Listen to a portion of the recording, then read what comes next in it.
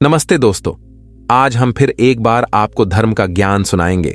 गौतम बुद्ध की कुछ ऐसी सच्ची घटनाएं जिसे सुनकर शायद आप भी धर्म की राह पकड़ लो।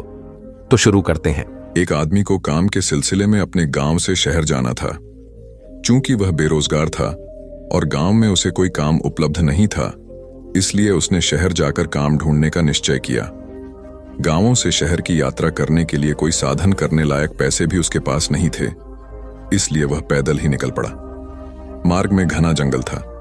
उसे जंगली जानवरों से भय लगा, किंतु कोई चारा न देख वह जंगल में प्रवेश कर गया। कुछ आगे जाने पर अचानक एक पेड़ से एक बड़ा सा बंदर उसके सामने कूदा। आदमी भय के मारे जहां का तहां खड़ा रह गया। बंदर ने आदमी से उसके विषय में पूछा। इस पर आदमी ने अपनी पूरा व्यथा बंदर को सुनाई। तब बंदर ने उसकी हर प्रकार से मदद करने का आश्वासन दिया, किंतु यह शर्त रखी कि तुम मुझे एक क्षण भी बिना काम के मत रखना, अन्यथा मैं तुम्हें मार डालूंगा। आदमी ने उसकी शर्त मान ली। बंदर उस दिन से आदमी के सारे काम करने लगा। जब कोई काम नहीं होता तो आदमी उसे सीढ़ी लाने को कहता और उसे पर ऊपर नीचे चढ़ने उतरने का आदेश देता। इस प्रकार बंदर आदमी का गुलाम बन गया। उपर्युक्त कथा में बंदर मानव मस्तिष्क का प्रतीक है। यदि हम अपने मस्तिष्क को सदैव विभिन्न कार्यों में लगाए रखेंगे तो यह सदैव रचनात्मक ऊर्जा से भरा रहकर सकारात्मक परिणाम देगा। किंतु उसे निष्क्रिय रखते हुए कोई काम नहीं करेंगे तो वह ध्वंसात्मक प्रकृति का हो जाएगा। इसलिए कहा गया है कि खाली दिमाग शैतान का घर होता है। सेठ धनीराम हमेशा पैसे कमाने में लगे रहते और परिवार पर पर्याप्त ध्यान नहीं दे पाते। उनकी पत्नी अपनी हवेली के सामने रहने वाले मजदूर मोहन के परिवार की खुशी देखकर उन्हें उलाहना देती। तुम हमेशा काम में लगे रहते हो, तुम्हें ना अपनी फिक्र है और न ही परिवार वालों की। मोहन के परिवार को देखो कितना खुशहाल है। यह सुनकर सेठ जी बोले, मोहन कभी 99 के फेर में नहीं पड़ा, वरना इसकी सारी हंसी और मस्ती चली जाती। सेठानी ने 99 के फेर का आशय पूछा तो सेठ जी ने समय आने पर उन्हें दिखाने का वायदा किया। एक रात सेठ जी ने रुपयों की एक पोटली मोहन के आंगन में चुपचाप फेंक दिया। सुबह मोहन की निगाह उस पर पड़ी।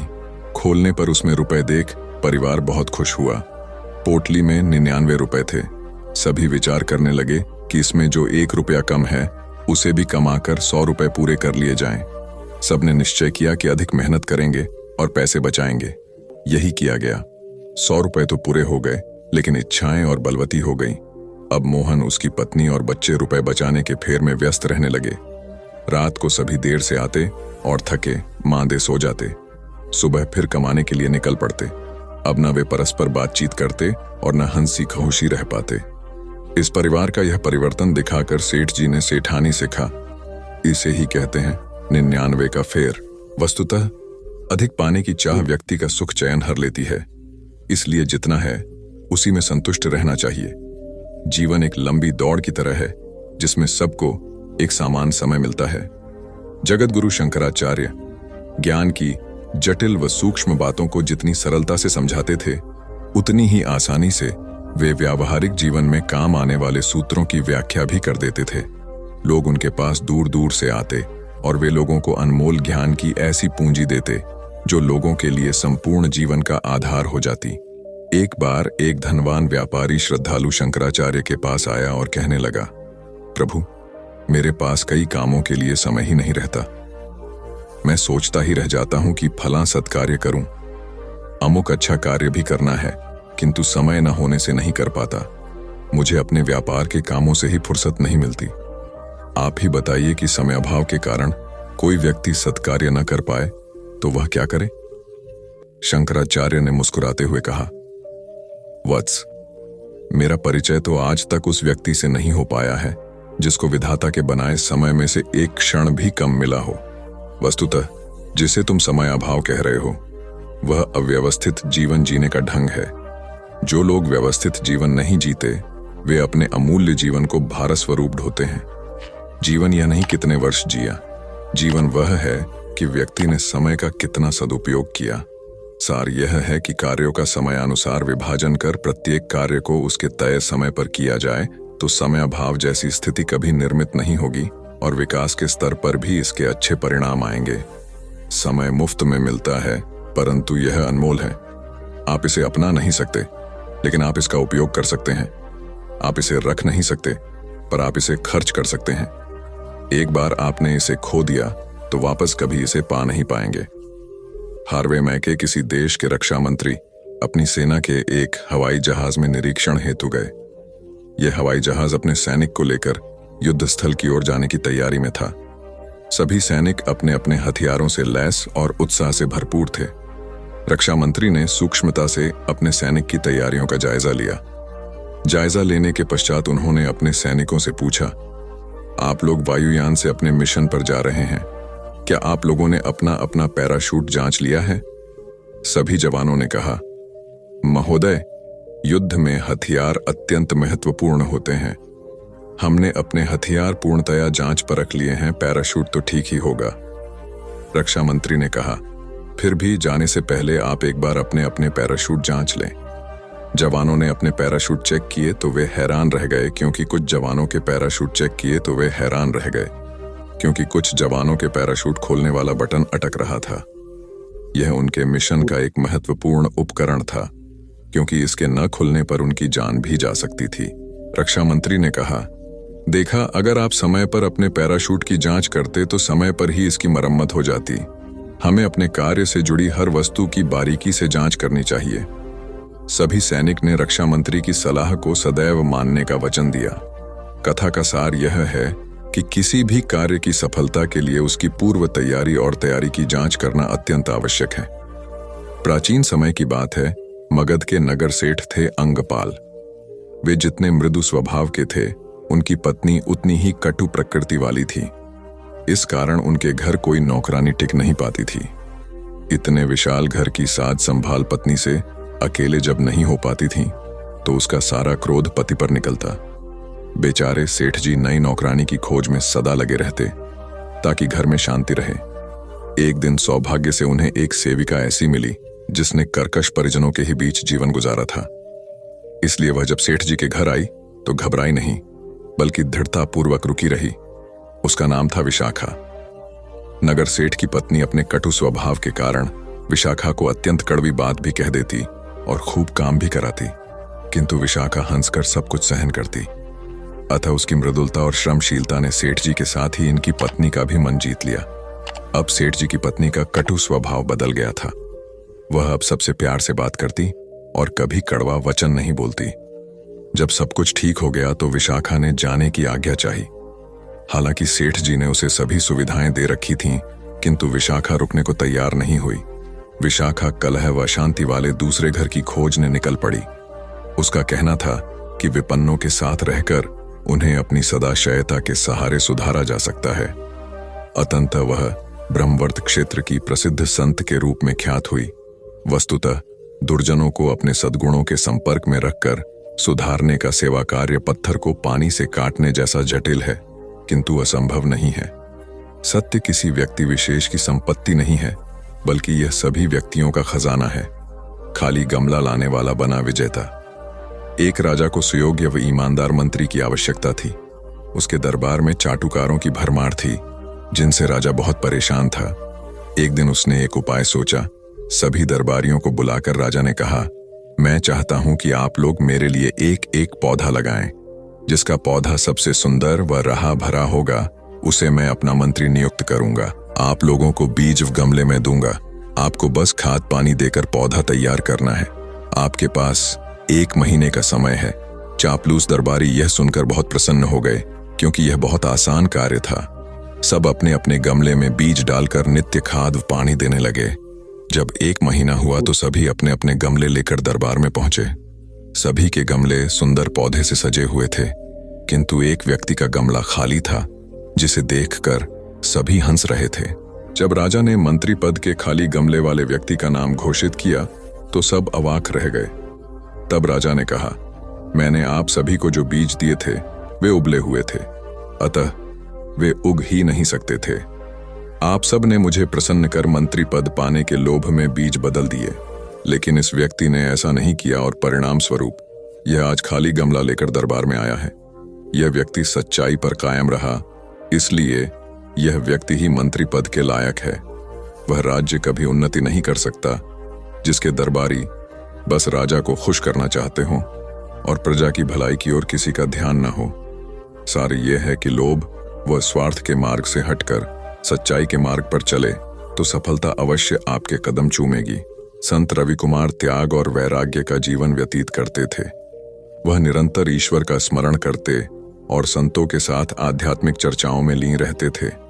लोग उन्हें श्रद्धा की दृष्टि से देखते थे और उनका आशीर्वाद लेने के लिए दूर दूर से आते थे। किंतु संत रवि कुमार इस लोकप्रियता के अहंकार से कोसों दूर अत्यंत विनम्र रहते थे। संत रवि कुमार को आकाश में उड़ने की सिद्धि प्राप्त थी। एक बार संत रवि कुमार से संत वर्मदेव मिलने आए। संत वर्मदेव के पास पानी के ऊपर चलने की शक्ति थी। संत वर्मदेव को नहीं पता था कि संत रवि कुमार के पास आकाश में उड़ने की शक्ति है। अहंकारवश संत वर्मदेव ने संत रवि कुमार को नीचा दिखाने की सोची। उन्होंने संत रवि कुमार से कहा, क्यों न हम झील के पानी के ऊपर चलते हुए आध्यात्मिक चर्चा करें। संत रवि कुमार उनके अहंकार व संकेत को समझ गए। संत रवि कुमार शांत भाव से बोले, आध्यात्मिक चर्चा अगर हम आज आकाश में भ्रमण करते हुए करें तो कैसा रहेगा। संत वर्मदेव समझ गए कि रवि कुमार आकाश में उड़ने की शक्ति जानते हैं। संत वर्मदेव निरुत्तर हो गए। वर्मदेव जी, जो काम आप कर सकते हैं वो तो एक छोटी छोटी सी मछली भी कर सकती है, और जो काम मैं कर सकता हूं वो तो एक छोटी सी मक्खी भी कर सकती है। लेकिन सत्य इस करिश्मेबाजी से कोसों दूर है। उसे तो विनम्र होकर खोजना पड़ता है। आपको और हमें जो शक्तियां प्राप्त हैं वह जन कल्याण के लिए हैं। इन शक्तियों का अनहकार करना उचित नहीं है। संत वर्मदेव ने हाथ जोड़कर माफी मांगी और अहंकार को त्याग कर जन कल्याण के लिए निकल पड़े। वस्तुतः मैं अथवा द्वैत के भाव का हम या अद्वैत भाव में विसर्जन ही ईश्वर की प्राप्ति का द्वार है। अपने कर्म से दिया मानवता की सेवा का संदेश महिला संत अंडाल पूजा में लीन थी। तभी पास के गांव के लोग आए और सहायता का आग्रह करने लगे। उन्होंने कहा कि गांव का मुखिया गंभीर रूप से बीमार है। सब जगह इलाज करवा लिया लेकिन फायदा नहीं हुआ। अब आप ही कुछ करके उसे बचा सकती हैं। महिला संत आंडाल औषधियों की झांता थी। वह अपनी पूजा अधूरी छोड़कर अपने शिष्यों को साथ लेकर मुखिया की सहायता के लिए चल पड़ी। शिष्य जानते थे कि गांव का मुखिया की सहायता के लिए चल पड़ी। शिष्य जानते थे कि गांव का मुखिया की सहायता के लिए पड़ी। शिष्य जानते थे कि गांव का मुखिया दुष्ट प्रवृत्ति का है और संत आंडाल का घोर विरोधी है। मुखिया के घर जाकर संत आंडाल ने मुखिया का निरीक्षण किया और फिर जड़ी बूटियों से दवाई तैयार करके दी। शिष्यों ने संत आंडाल के कहे अनुसार मुखिया को दवाई पिलाई, जिससे थोड़ी देर में उसकी तबीयत में सुधार हुआ। दवा देकर संत आंडाल अपने शिष्यों समेत आश्रम लौट गई। आश्रम में आकर एक शिष्य ने पूछा, माथे, आपने अपनी पूजा अधूरी छोड़कर उस दुष्ट मुखिया का इलाज क्यों किया? वह तो आपका कट्टर दुश्मन है। तब आंडाल बोली, पुत्र, जो आपका दुश्मन है या आपको दुश्मन मानता है, उसके सुख में भले ही आप नहीं जा सकते, परंतु उसके दुख में अवश्य उसका साथ दें। हो सकता है इससे दुश्मनी की खाई भर जाए। ईश्वर हर प्राणी में है, इसलिए प्राणी की सेवा ही ईश्वर की सेवा है। हमें ईश्वर सेवा का कोई भी मौका छोड़ना नहीं चाहिए। शिष्य यह सुनकर श्रद्धा विभूत हो गए। सार यह है कि दुख में सबके काम आना चाहिए।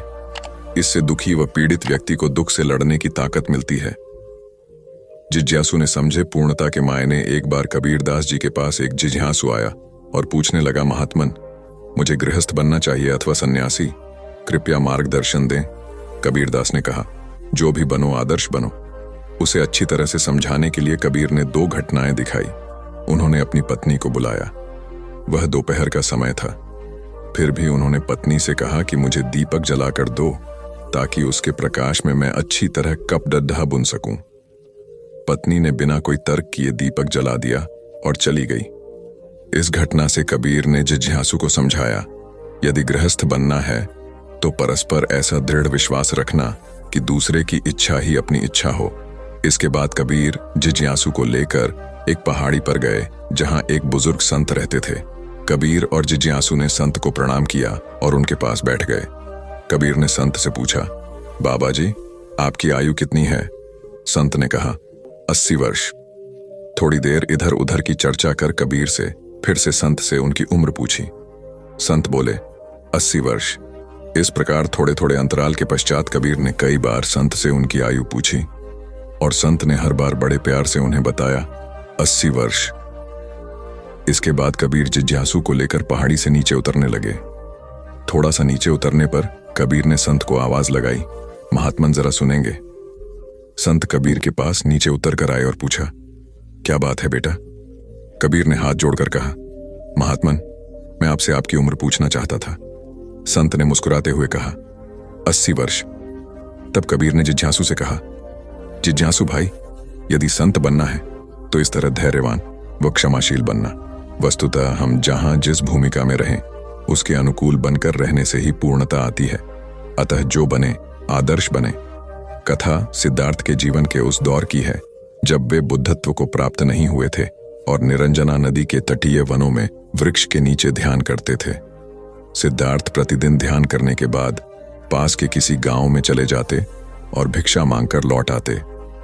कुछ दिनों बाद उन्होंने भिक्षाटन पर भी जाना बंद कर दिया, क्योंकि एक गांव के प्रधान की छोटी बेटी सुजाता उनके लिए नित्य भोजन लाने लगी। कुछ दिनों के बाद उसी गांव का एक चरवाहा भी सिद्धार्थ से प्रभावित होकर उनके पास आने लगा। उसका नाम स्वस्थि था। एक दिन स्वस्थि से सिद्धार्थ बातें कर रहे थे कि सुजाता भोजन लेकर आई।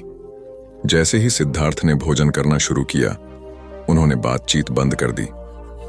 स्वस्थि ने बात करने की कोशिश की तो सिद्धार्थ ने इशारे से उसे चुप करा दिया। जितनी देर तक वे भोजन करते रहे, बिल्कुल चुप रहे। स्वस्थि को हैरानी हुई।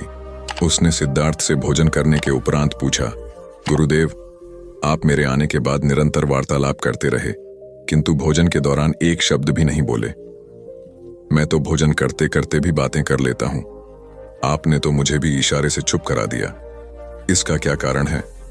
सिद्धार्थ बोले, भोजन का निर्माण बड़ी कठिनाई से होता है।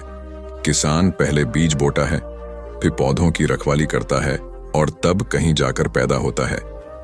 फिर घर की महिलाएं बड़े जत्न से उसे खाने योग्य बनाती हैं। इतनी कठिनाई से तैयार भोजन का पूरा आनंद तभी संभव है जब हम पूर्णतः मौन हों। यदि हम भोजन को पूर्ण शांति से मौन रहकर अच्छी तरह से चबा चबा कर खाएंगे तो यह आसानी से पचेगा, जिससे पेट कभी खराब नहीं होगा। मौन रहकर भोजन करने से भोजन का श्वास नली में जाने का खतरा भी नहीं रहता। अतः भोजन के दौरान मैं मौन रहकर उसका पूरा आनंद लेता हूं। वस्तुतः शांति से किया गया भोजन न केवल शारीरिक भूख तृप्त करता है, बल्कि मानसिक आनंद और सात्विक ऊर्जा भी देता है। कबीर अपने स्टिक दोहों और पैनी साखियों के कारण धीरे धीरे सिद्ध पुरुष के रूप में ख्याति पाने लगे थे।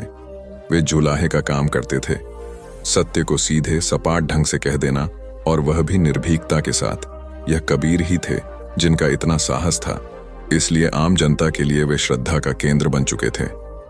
इतनी प्रसिद्धि पाने के बाद भी कबीर ने अपना पैतृक व्यवसाय नहीं छोड़ा। वे प्रतिदिन कपड़ा बुनते थे और साथ साथ जनसंपर्क व भजन आदि का कार्य भी करते रहते थे। कबीर के कुछ शिष्यों को यह ठीक नहीं लगता था, अतः एक दिन उनमें से एक ने कबीर से पूछा, गुरुदेव, जब आप साधारण मनुष्य थे तब कपड़ा बुनते थे तो ठीक बात थी, किंतु अब आप इतने विख्यात हो गए हैं, जीवन निर्वाह में भी कोई कमी नहीं है, फिर भी आप कपड़ा क्यों बुनते हैं? आपको यह शोभा नहीं देता। उसकी बात सुनकर कबीर मुस्कुराते हुए सहजता से बोले, बेटा, पहले मैं मात्र अपने पेट का पालन करने के लिए कपड़ा बनता था, किंतु अब मैं जन जन में समाये हुए भगवान के तन को ढकने के लिए पूर्ण मनोयोग से कपड़ा बनता हूं। कार्य वही कर रहा हूं, किंतु मेरा दृष्टिकोण बदल गया है। शिष्य ने भी श्रद्धापूर्वक सहमति जताई। कथा का सार यह है कि स्वहित में कार्य करना स्वधर्म है, किंतु जब कार्य का लक्ष्य समाज हित हो जाए तो वह परम धर्म कहलाता है और इस धर्म का पालन करने वाला परमयोगी हो जाता है। स्वप्न में पता चला जीवन जीने का अर्थ एक आदमी अपनी पत्नी व पुत्र के साथ सुखी जीवन व्यतीत कर रहा था। अचानक एक दिन उसकी पत्नी बीमार हो गई और बहुत इलाज कराने के बाद भी स्वस्थ नहीं हुई। लेकिन दुर्भाग्यवश थोड़े दिनों बाद पुत्र को भी रोग ने आ घेरा और उसे भी लाख उपचार के पश्चात बचाया नहीं जा सका। अब तो आदमी पर वज्रपात ही हो गया। वह दिन रात रोता रहता। संसार से सर्वथा विरक्त होकर वह एकांतवासी बन गया, न किसी से कुछ बात करता और न ही मिलता जुलता। एक दिन अपने पुत्र का स्मरण कर वह देर रात तक रोता रहा, फिर उसकी आंख लग गई। स्वप्न में वह देवलोक जा पहुंचा। वहां उसने देखा कि छोटे बच्चों का जुलूस निकल रहा है। उन सभी के हाथों में जलती हुई मोमबत्तियां हैं। उस जुलूस में उसका पुत्र भी चल रहा था, किंतु उसके हाथ की मोमबत्ती बुझी हुई थी। आदमी पहले तो अपने पुत्र से लिपटकर खूब रोया, फिर मोमबत्ती बुझने का कारण पूछा तो पुत्र बोला, पिताजी, आप मुझे याद करके बार बार रोते हैं, इसलिए आपके आंसुओं से मेरी मोमबत्ती बुझ जाती है। यह सुनते ही आदमी की नींद खुल गई और उस दिन उसने बच्चे के लिए रोना बंद कर दिया। उसकी स्मृति में अनाथ बच्चों की मदद करना शुरू कर दिया। सार यह है कि रिश्तों से मोह स्वाभाविक है, किंतु मृत्यु के रूप में उनकी समाप्ति पर शोक में डूबने के स्थान पर उनकी स्मृति में रचनात्मक कर्म करने चाहिए, ताकि कुछ बेहतर करने के उल्लास से वे अधिक याद आएं। श्री हरिपुर के राजा प्रदीप सिंह की असमय मृत्यु के बाद उनके इकलौते पुत्र तेजवीर सिंह को गद्दी पर बैठाया गया। तेजवीर सिंह अपने पिता को तरह साहसी थे, किंतु अनुभव की कमी होने के कारण अनेक बार संकट की स्थिति में घबरा जाते थे। ऐसे में राजमाता उन्हें हिम्मत देती और उचित मार्गदर्शन द्वारा संकट से उबारती। पड़ोसी राज्य गंगापुर के राजा भीम सिंह की निगाह श्री हरिपुर पर थी। आखिर एक दिन भीम सिंह ने श्री हरिपुर पर आक्रमण कर ही दिया। दोनों राज्यों की सेनाओं में घमासान युद्ध होने लगा। भीम सिंह को सेना बड़ी थी। अब तक राजा प्रदीप सिंह सेना छोटी होने के बावजूद अपने साहस और हौसले से सेना का मनोबल ऊंचा रख जीतते आए थे, किंतु तेजवीर सिंह इसे कायम नहीं रख पाए। 2 ही दिन में भीम सिंह ने 4 मील हिस्से पर अधिकार कर लिया। राजमाता ने तेजवीर सिंह को बुलाकर उससे पराजय का कारण पूछा। तेजवीर सिंह ने बताया कि हमारी सेना भीम सिंह की सेना से छोटी है और यही पराजय का कारण है। जब राजमाता ने तेजवीर सिंह के मुख से छोटी सेना के कारण पराजित होने की बात सुनी तो उन्होंने मन ही मन कुछ तय किया। जब रात को तेजवीर सिंह सोने से पहले उन्हें प्रणाम करने आए तो उन्होंने देखा कि राजमाता 6 पतली लकड़ियों के गट्ठर से फर्श पर पड़े लोहे के बड़े टुकड़े को तोड़ने का प्रयास कर रही हैं।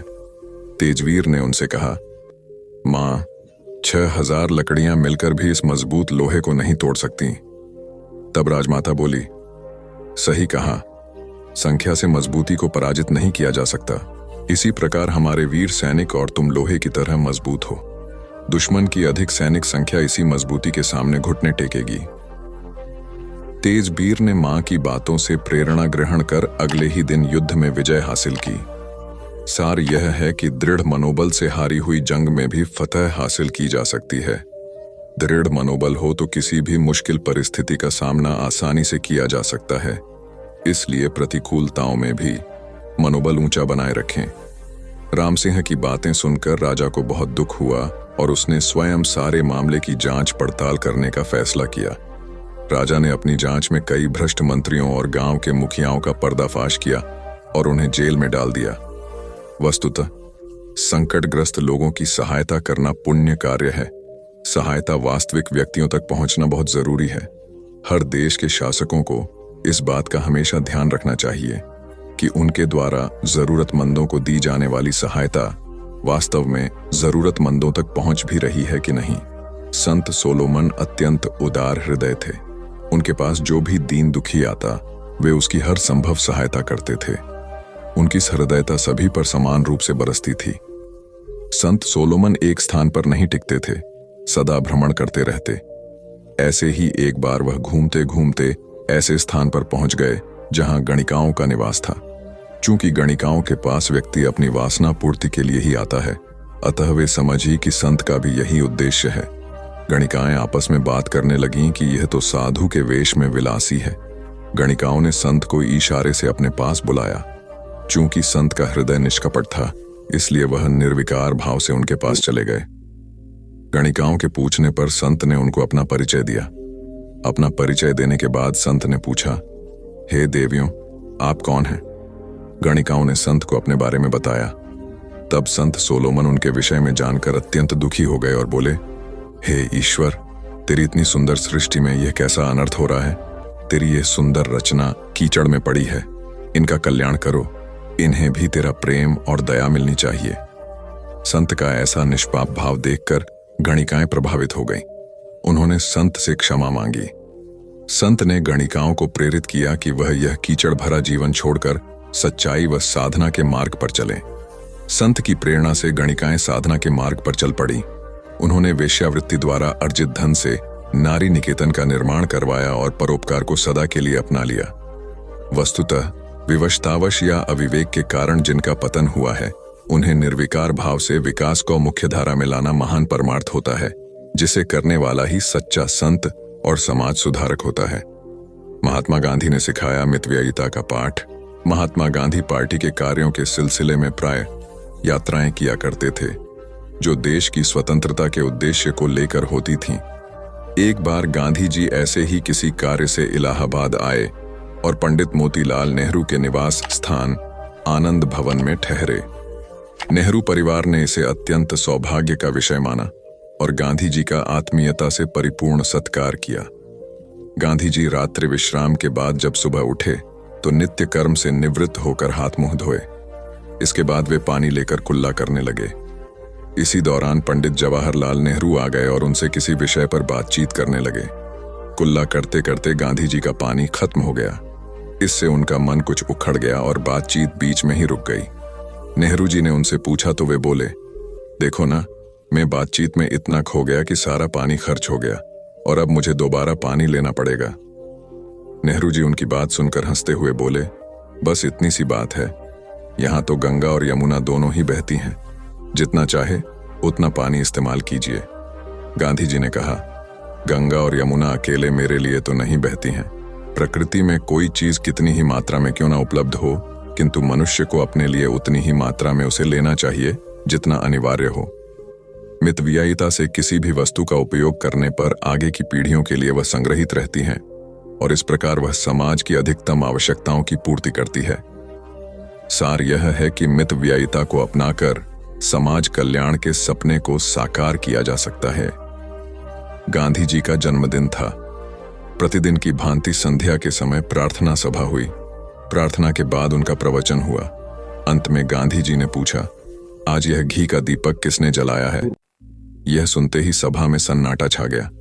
सभी एक दूसरे का मुंह देखने लगे। किसी को कुछ बोलने का साहस नहीं हुआ। बापू पुनः बोले, आज यदि सबसे बुरी बात हुई है तो वह यह कि आपने यह घी का दीपक जलाया है। सभी हैरान हो गए और सोचने लगे कि भला इसमें क्या बुरी बात हो गई। कुछ देर रुककर बापू बोले, कस्तूरबा, तुम इतने समय से मेरी जीवन संगिनी हो, फिर भी कुछ नहीं सीख पाई। हमारे गांवों में लोग कितने गरीब हैं, उन्हें नमक और तेल तक नहीं मिलता और हम बेवजह घी जला रहे हैं। तभी एक व्यक्ति बोला, आज आपका जन्मदिन है, इसलिए यह घी का दिया जलाया। बापू ने कहा, तो क्या इसका अर्थ यह हुआ कि मितव्ययिता त्याग कर दुरुपयोग आरंभ कर दिया जाए? जो हुआ सो हुआ, पर आगे से ध्यान रखना, जो वस्तु आम आदमी को उपलब्ध न हो उसे हमें भी उपयोग में लाने का कोई अधिकार नहीं है। जब तक हर आदमी में यह भावना नहीं आएगी, देश में खुशहाली कैसे आ पाएगी? उपस्थित जनों ने हृदय से बापू की बात में सहमति जताई। देश की वर्तमान ऊर्जा संकट व अर्थ संकट के समय बापू के ये विचार अनुकरणीय हैं। वस्तुतः यदि हम में से हर एक वस्तुओं को आवश्यकतानुसार उपयोग करने की आदत डाल लें तो कभी किसी वस्तु का अभाव नहीं होगा और एक सुखी व संतुष्ट समाज की रचना संभव होगी। जर्मनी के महान वैज्ञानिक थे नील्स बोर। नील्स अत्यंत प्रतिभाशाली और तत्कालीन शासक हिटलर के प्रिय थे। नील्स अपने सटीक शोध परिणामों के लिए सर्वत्र प्रशंसा पाते थे। नील्स जो भी शोध कार्य करते मानवता के हित में ही करते। उनकी दृष्टि अपने लाभ पर न होकर मानव जाति के कल्याण पर रहती थी। एक बार उन्होंने अणु विज्ञान का शोध कार्य अपने हाथों में लिया। वे बहुत प्रसन्न होकर लगन के साथ इसे कर रहे थे, क्योंकि उनका विश्वास था कि इससे वे व्यापक रूप से जनहित को साकार कर पाएंगे। वे अणु विज्ञान के रचनात्मक उपयोग को देख रहे थे, किंतु हिटलर की दृष्टि उसके घातक उपयोग पर थी और वह इसी कारण बहुत प्रसन्न था। जब नील्स को यह बात पता लगी तो वे बहुत दुखी हुए। अपने शोध कार्य के विनाशकारी उपयोग की कल्पना मात्र से उनके रोंगटे खड़े हो गए। कई रात वे सो नहीं पाए। फिर एक दिन रात में चुपके से उठे और गैलीलियो की समाधि पर सिर रखकर शपथ ली कि वे ऐसे किसी भी कार्य को नहीं करेंगे जो मानवता के लिए घातक हो। उन्होंने दूसरे दिन से ही अपना शोध कार्य बंद कर दिया।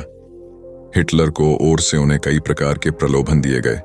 जब वे नहीं माने तो घोर यंत्रणा दी गई। किंतु नील्स नहीं डिगे। अतत मछुआरों को मदद से वे भागकर स्वीडन जा पहुंचे। ऐसा कहा जाता है कि उनके अंतिम दिन बड़े कष्टमय थे, किंतु उन्होंने झुकना स्वीकार नहीं किया। वस्तुतः व्यापक हितों के लिए व्यक्तिगत हितों की उपेक्षा करने वाला तात्कालिक समय में भले ही इस त्याग के कारण कष्ट पाए, किंतु भविष्य की सभी पीढ़ियों के लिए प्रशंसा, श्रद्धा व अनुसरण का पात्र हो जाता है। आपसी विवाद को खुद मिल बैठकर सुलझाएं दो दोस्त थे, मोहन और राम। बचपन की मित्रता युवावस्था तक आते आते और गहरी हो गई। दोनों ने मिलकर कपड़े का व्यापार शुरू किया।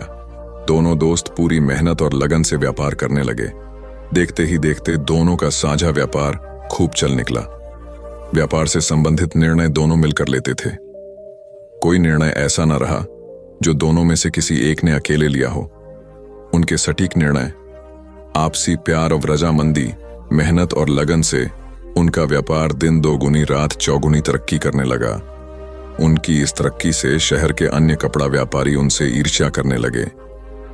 वे दोनों मित्रों में फूट डालने का अवसर खोजने लगे, क्योंकि वे जानते थे कि अगर दोनों मित्रों के रिश्ते में ददर आ गई तो उनके व्यापार पर भी इसका गहरा असर पड़ेगा। एक बार मोहन को किसी काम के सिलसिले में एक दिन के लिए शहर से बाहर जाना पड़ा, परंतु मोहन को 3-4 दिन का वक्त लग गया। वस्तुतः व्यापक हितों के लिए व्यक्तिगत हितों की उपेक्षा करने वाला तात्कालिक समय में भले ही इस त्याग के कारण कष्ट पाए, किंतु भविष्य की सभी पीढ़ियों के लिए प्रशंसा, श्रद्धा व अनुसरण का पात्र हो जाता है। आपसी विवाद को खुद मिल बैठकर सुलझाएं दो दोस्त थे, मोहन और राम। बचपन की मित्रता युवावस्था तक आते आते और गहरी हो गई। दोनों ने मिलकर कपड़े का व्यापार शुरू किया। दोनों दोस्त पूरी मेहनत और लगन से व्यापार करने लगे। देखते ही देखते दोनों का साझा व्यापार खूब चल निकला। व्यापार से संबंधित निर्णय दोनों मिलकर लेते थे। कोई निर्णय ऐसा न रहा जो दोनों में से किसी एक ने अकेले लिया हो। उनके सटीक निर्णय, आपसी प्यार व रजामंदी, मेहनत और लगन से उनका व्यापार दिन दोगुनी रात चौगुनी तरक्की करने लगा। उनकी इस तरक्की से शहर के अन्य कपड़ा व्यापारी उनसे ईर्ष्या करने लगे। वे दोनों मित्रों में फूट डालने का अवसर खोजने लगे, क्योंकि वे जानते थे कि अगर दोनों मित्रों के रिश्ते में ददर आ गई तो उनके व्यापार पर भी इसका गहरा असर पड़ेगा। एक बार मोहन को किसी काम के सिलसिले में एक दिन के लिए शहर से बाहर जाना पड़ा, परंतु मोहन को 3-4 दिन का वक्त लग गया। राम ने व्यापार के सिलसिले में एक बड़ा सौदा करना था। उसने मोहन का 3 दिन तक इंतजार किया। फिर उसे लगा कि अगर यह सौदा जल्दी नहीं किया तो व्यापारिक लाभ का एक अच्छा मौका हाथ से निकल जाएगा। उसने वह सौदा कर लिया और सोचा कि मोहन के आते ही उसे बता दूंगा। मोहन जब शहर वापस आया तो अन्य व्यापारियों ने उसे भड़का दिया कि राम ने अपने व्यक्तिगत लाभ के लिए तुम्हारे बिना बड़ा सौदा कर लिया है। मोहन लोगों के बहकावे में आकर बिना सोचे विचारे राम से इस बात पर झगड़ पड़ा और उससे कहने लगा, राम, मुझे यकीन नहीं आता कि तुमने बिना मेरी राय जाने यह सौदा कर लिया। तुम्हारी हिम्मत कैसे हो गई? राम ने मोहन को समझाने का बहुत प्रयास किया, किंतु मोहन कुछ भी समझने को तैयार नहीं था। उसने राम से कहा कि कल ही व्यापार को अलग करने की प्रक्रिया शुरू कर देंगे। राम से यह कहकर मोहन अपने घर आ गया। मोहन की मां ने मोहन को परेशान देखकर परेशानी का कारण पूछा तो उसने सब बता दिया। मां ने गंभीरता से सोच विचार किया और फिर मोहन से कहा, यह जो हमारे आंगन में आम का पेड़ है, इसके सूखे व पीले पत्ते कहाँ गए? मोहन ने कहा, गिर गए होंगे। मां ने कहा, अगर नहीं गिरते तो अच्छा होता। मोहन ने अचरज से कहा, अगर नहीं गिरते तो पेड़ कितना खराब लगता। तब मां ने समझाया, इस तरह तुम भी अपने मन से राम के प्रति कुविचार हटाओ और शांत मन से व्यापारिक विषय पर राम से वार्तालाप करो, हल जरूर निकल आएगा। राम ने व्यापार के सिलसिले में एक बड़ा सौदा करना था। उसने मोहन का 3 दिन तक इंतजार किया। फिर उसे लगा कि अगर यह सौदा जल्दी नहीं किया तो व्यापारिक लाभ का एक अच्छा मौका हाथ से निकल जाएगा। उसने वह सौदा कर लिया। एक दिन अचानक बुद्ध ने पूछा, यह वर्ष का अंतिम दिन है। इसी दिन तुम 1 वर्ष पहले यहां आए थे और मैंने तुम्हें वचन दिया था कि 1 वर्ष बाद तुम जो पूछोगे मैं उत्तर दूंगा। मैं उत्तर देने को तैयार हूं। अब तुम प्रश्न पूछो। मौलुंग पुत्र हंसने लगा और उसने कहा, आपने मुझे भी धोखा दिया। वह सारिपुत्र ठीक कहता था। अब कोई प्रश्न ही पूछने के लिए नहीं रहा, तो मैं क्या पूछूं? मेरे पास पूछने के लिए कुछ भी नहीं है। असल में यदि तुम सत्य नहीं हो तो समस्याएं होती हैं और प्रश्न होते हैं। वे तुम्हारे झूठ से पैदा होते हैं, तुम्हारे स्वप्न, तुम्हारी नींद से वे पैदा होते हैं। जब तुम सत्य, प्रामाणिक, मौन, समग्र होता हो, वे तिरोहित हो जाते हैं। मेरी समझ ऐसी है कि मन की एक अवस्था है जहां केवल प्रश्न होते हैं और मन की एक अवस्था है जहां केवल उत्तर होते हैं, और वे कभी साथ साथ नहीं होते। यदि तुम अभी भी पूछ रहे हो तो तुम उत्तर नहीं ग्रहण कर सकते। मैं उत्तर दे सकता हूं लेकिन तुम उसे ले नहीं सकते। यदि तुम्हारे भीतर प्रश्न उठने बंद हो गए हैं तो मुझे उत्तर देने की कोई जरूरत नहीं है, तुम्हें उत्तर मिल जाता है। किसी प्रश्न का उत्तर नहीं दिया जा सकता है। मन की एक ऐसी अवस्था उपलब्ध करनी होती है जहां कोई प्रश्न नहीं उठते। मन की प्रश्न रहित अवस्था ही एकमात्र उत्तर है। यही तो ध्यान की पूरी प्रक्रिया है, प्रश्नों को गिरा देना, भीतर चलती बातचीत को गिरा देना। जब भीतर की बातचीत रुक जाती है तो ऐसा असीम मौन छा जाता है। उस मौन में हर चीज का उत्तर मिल जाता है, हर चीज सुलझ जाती है, शाब्दिक रूप से नहीं, अस्तित्वगत रूप में सुलझ जाती है। कहीं कोई समस्या नहीं रह जाती है। किसी की मौत तो नहीं हुई। यह सुनकर घर के लोग आश्चर्य से कहने लगे, गौतमी, ये तू क्या कह रही है? यहां कितने आदमी मर चुके हैं, इसका कोई हिसाब है? गौतमी, तो मैं आपके घर से सरसों न लूंगी। गौतमी दूसरे घर गई। सब जगह उसे वही जवाब मिला। उसने समझा शायद सारे नगर में यही बात हो। उसे एकदम ध्यान आया कि बुद्ध भगवान ने शायद जानबूझकर ही मुझे सरसों मांगने के लिए भेजा है। वह शीघ्र ही अपने मृत पुत्र को नगर के बाहर श्मशान में ले गई। उसे अपने हाथ में लेकर बोली, प्रिय पुत्र, मैंने समझा था शायद तुम ही अकेले मरने के लिए पैदा हुए हो, लेकिन अब मुझे मालूम हुआ कि मौत सबके लिए है। जो पैदा हुआ है उसे एक न एक दिन अवश्य मरना है। इतना कहकर अपने पुत्र को श्मशान में रख वहां से लौट आई। लौटकर गौतमी बुद्ध के पास गई। बुद्ध ने पूछा, गौतमी, सरसों के दाने मिल गए? गौतमी, भगवान, सरसों नहीं चाहिए, उनका काम हो गया है, बजाय और भी कहीं अधिक बढ़ जाएंगी, क्योंकि किसी भी निर्दोष जीव को मारकर कोई भी व्यक्ति खुशी नहीं प्राप्त कर सकता। आपकी समस्या का हल निर्दोष जीवों को मारने से कैसे हो सकता है? आप राजा हैं, आपको सोच विचार कर निर्णय लेना चाहिए। अगर आप सच में अपनी मुश्किलों का हल चाहते हैं तो दिमाग से काम लीजिए। मुश्किलें तो आती जाती रहती हैं, यही जिंदगी का सच है। किसी निर्दोष जीव को मारने से समस्याएं नहीं समाप्त होंगी, बल्कि उसका हल आपको बुद्धि से ही निकालना होगा। बुद्ध की बात सुनकर अजातशत्रु उनके चरणों में गिर पड़े और अपनी भूल की क्षमा मांगने लगे। अजातशत्रु ने ऐलान करा दिया कि अब से उनके राज्य में किसी निर्दोष जीव की हत्या नहीं की जाएगी। दिन एक शिक्षित युवक बुद्ध के पास आया। उसने बुद्ध को प्रणाम कर अपनी जिज्ञासा रखी। गुरुजी, आप ईश्वर की बात करते हैं, क्या आपने ईश्वर के दर्शन किए हैं जो आप साधिकार इस विषय पर इतना कुछ कह पाते हैं? बुद्ध ने कुछ नहीं कहा और स्नेहपूर्वक उसके सिर पर हाथ फेर दिया। युवक ने समझा कि बुद्ध के पास मेरे प्रश्न का उत्तर नहीं है। फिर उन्होंने कहा, आओ हम कुछ देर यहाँ के बगीचे में घूमें। बगीचे में गुलाब और रजनीगंधा के सुगंधित फूल लगे थे। युवक बोला, गुरुजी, इन फूलों की सुगंध से सारा वातावरण महक रहा है। बुद्ध ने कहा, वत्स, तुम ठीक कहते हो, किंतु एक बात बताओ कि यह सुगंध तुम्हें दिखाई दे रही है? युवक बोला, जी नहीं, सुगंध तो अनुभव की जाती है। तब बुद्ध ने कहा, बस यही तुम्हारे प्रश्न का उत्तर है। तुम्हारे शरीर में जब कभी कहीं चोट लगती है तो दर्द होता है। क्या इस दर्द को तुम देख सकते हो? युवक बोला, नहीं, वह भी अनुभूत ही होता है। बुद्ध ने अंतिम रूप से युवक का समाधान करते हुए कहा, आत्मा और परमात्मा के साथ भी यही बात है। आत्मा को परमात्मा की अनुभूति के द्वारा उसका साक्षात्कार होता है, न कि स्थूल नेत्रों से। युवक अब पूर्णतः संतुष्ट था। बुद्ध का आभार मानते हुए वह चला गया। परमात्मा सदैव अनुभूति के स्तर पर ही घटता है, और यह घटना तब होती है जब मन पूर्णतः निर्लिप्त तथा संभव को प्राप्त हो चुका हो। महात्मा बुद्ध नदी के किनारे एकांत में अपनी कुटिया में रहते थे। उन्होंने कुटिया के चारों ओर हरे भरे वृक्ष लगा रखे थे जिन पर सुबह शाम पक्षियों का कलरव गूंजता रहता था। प्रकृति का यह मधुर सान्निध्य महात्मा बुद्ध को सदैव आनंदित रखता था। पक्षी और पेड़ पौधे तो मानो उनका परिवार ही बन गए थे। एक दिन महात्मा बुद्ध प्रातःकालीन उठे ही थे कि द्वार पर उन्हें एक सेठ जी खड़े नजर आए। उन्हें चिंताग्रस्त देख महात्मा बुद्ध ने उनसे समस्या जाननी चाहिए। सेठ जी बोले, महाराज, मेरे पास विशाल संपदा है, भरा पूरा परिवार है और मुझे कोई रोग भी नहीं है। फिर भी मुझे नींद नहीं आती, रात भर करवटें ही बदलता रहता हूं।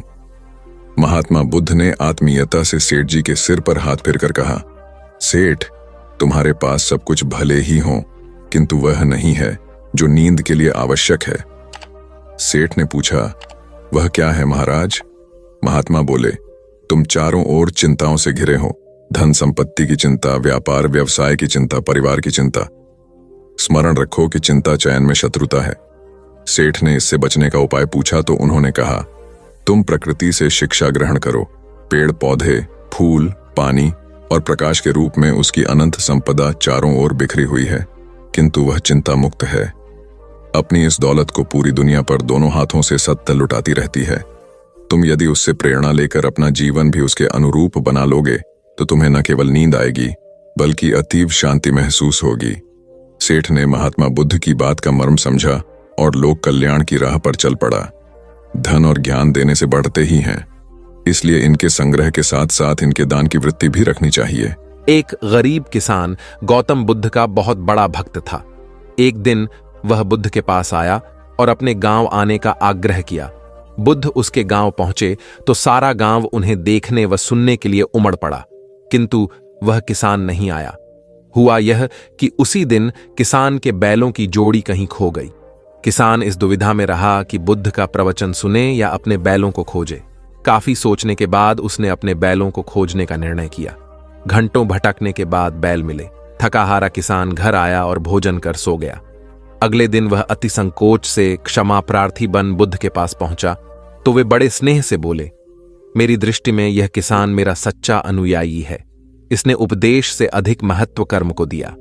यदि यह कल बैलों को न ढूंढते हुए उपदेश सुनता तो मेरी बातें इसकी समझ में नहीं आती, क्योंकि मन बैलों में अटका रहता।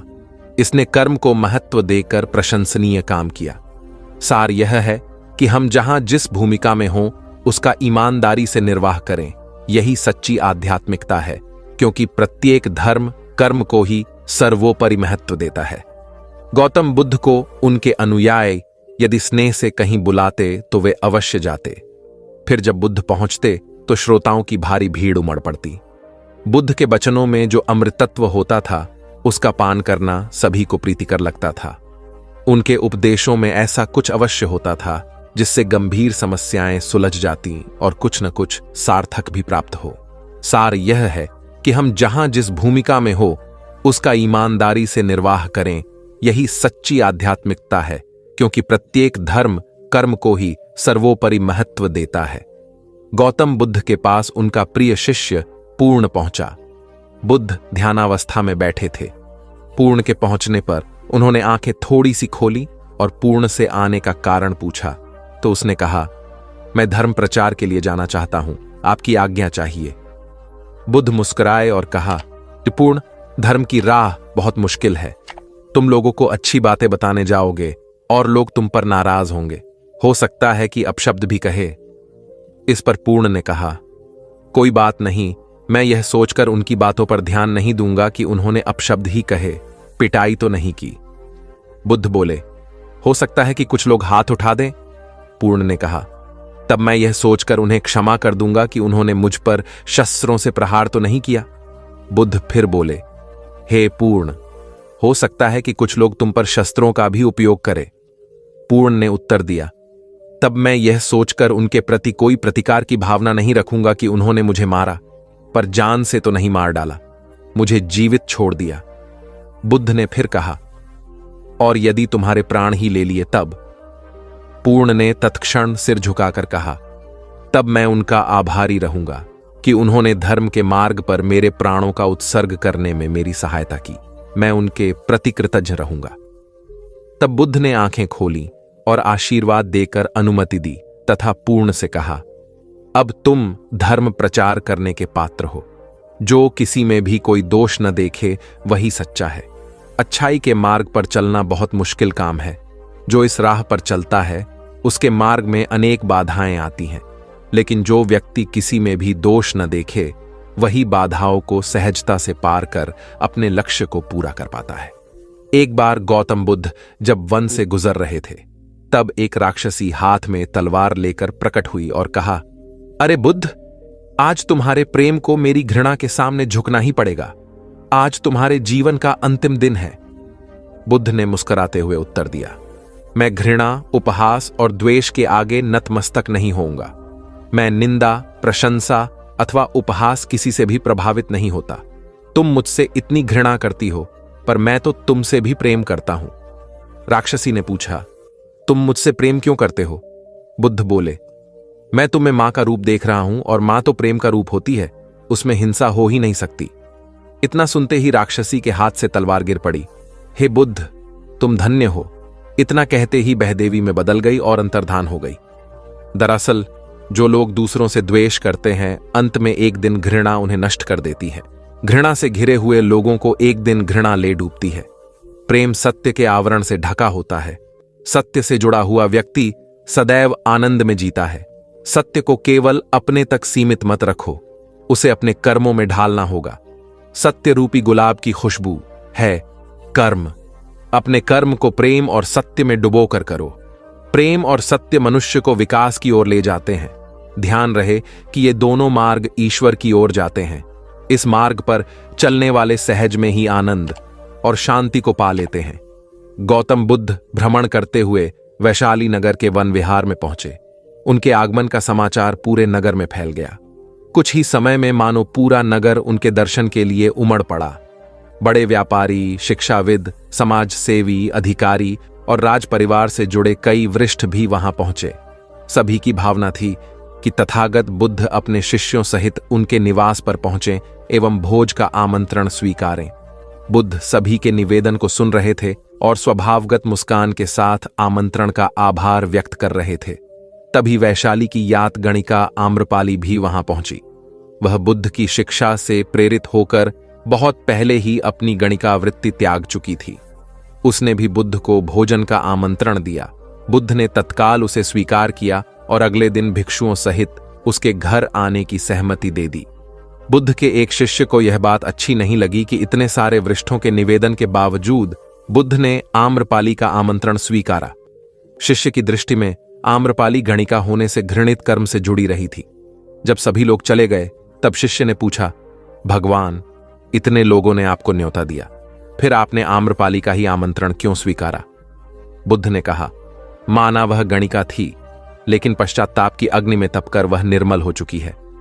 यदि कोई व्यक्ति इस निर्मलता को प्राप्त कर ले तो वह उनसे भी श्रेष्ठ हो जाता है, जो ऐसे किसी घृणित कर्म में लीन न रहे हों।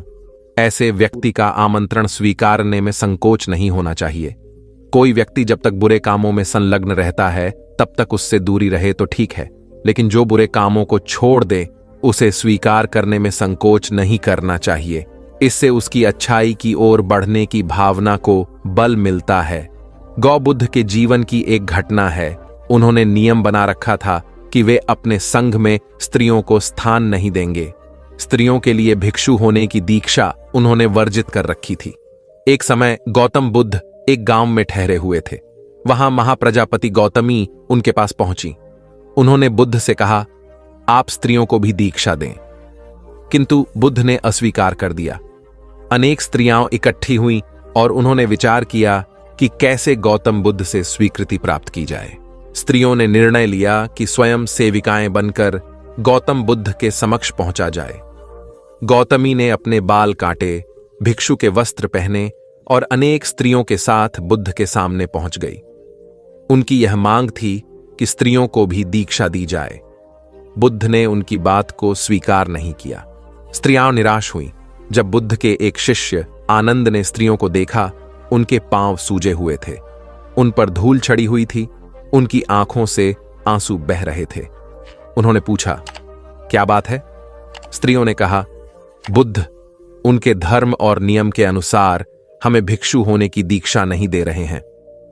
जब आनंद ने व्यक्तिगत रूप से बुद्ध से निवेदन किया, बुद्ध को उन्होंने याद दिलाया, इस समय यह सामाजिक मान्यता है कि स्त्रियां मोक्ष की अधिकारी नहीं हैं, पुरुषों के मुकाबले निम्न हैं।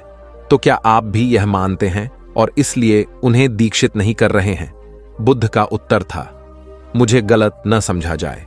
मेरी मान्यता है कि पुरुष की तरह ही स्त्री भी निर्वाण प्राप्त कर सकती है, लेकिन मैं कुछ व्यावहारिक कारणों से स्त्रियों को संघ में शामिल करने और दीक्षा देने की स्वीकृति प्रदान नहीं कर रहा हूं।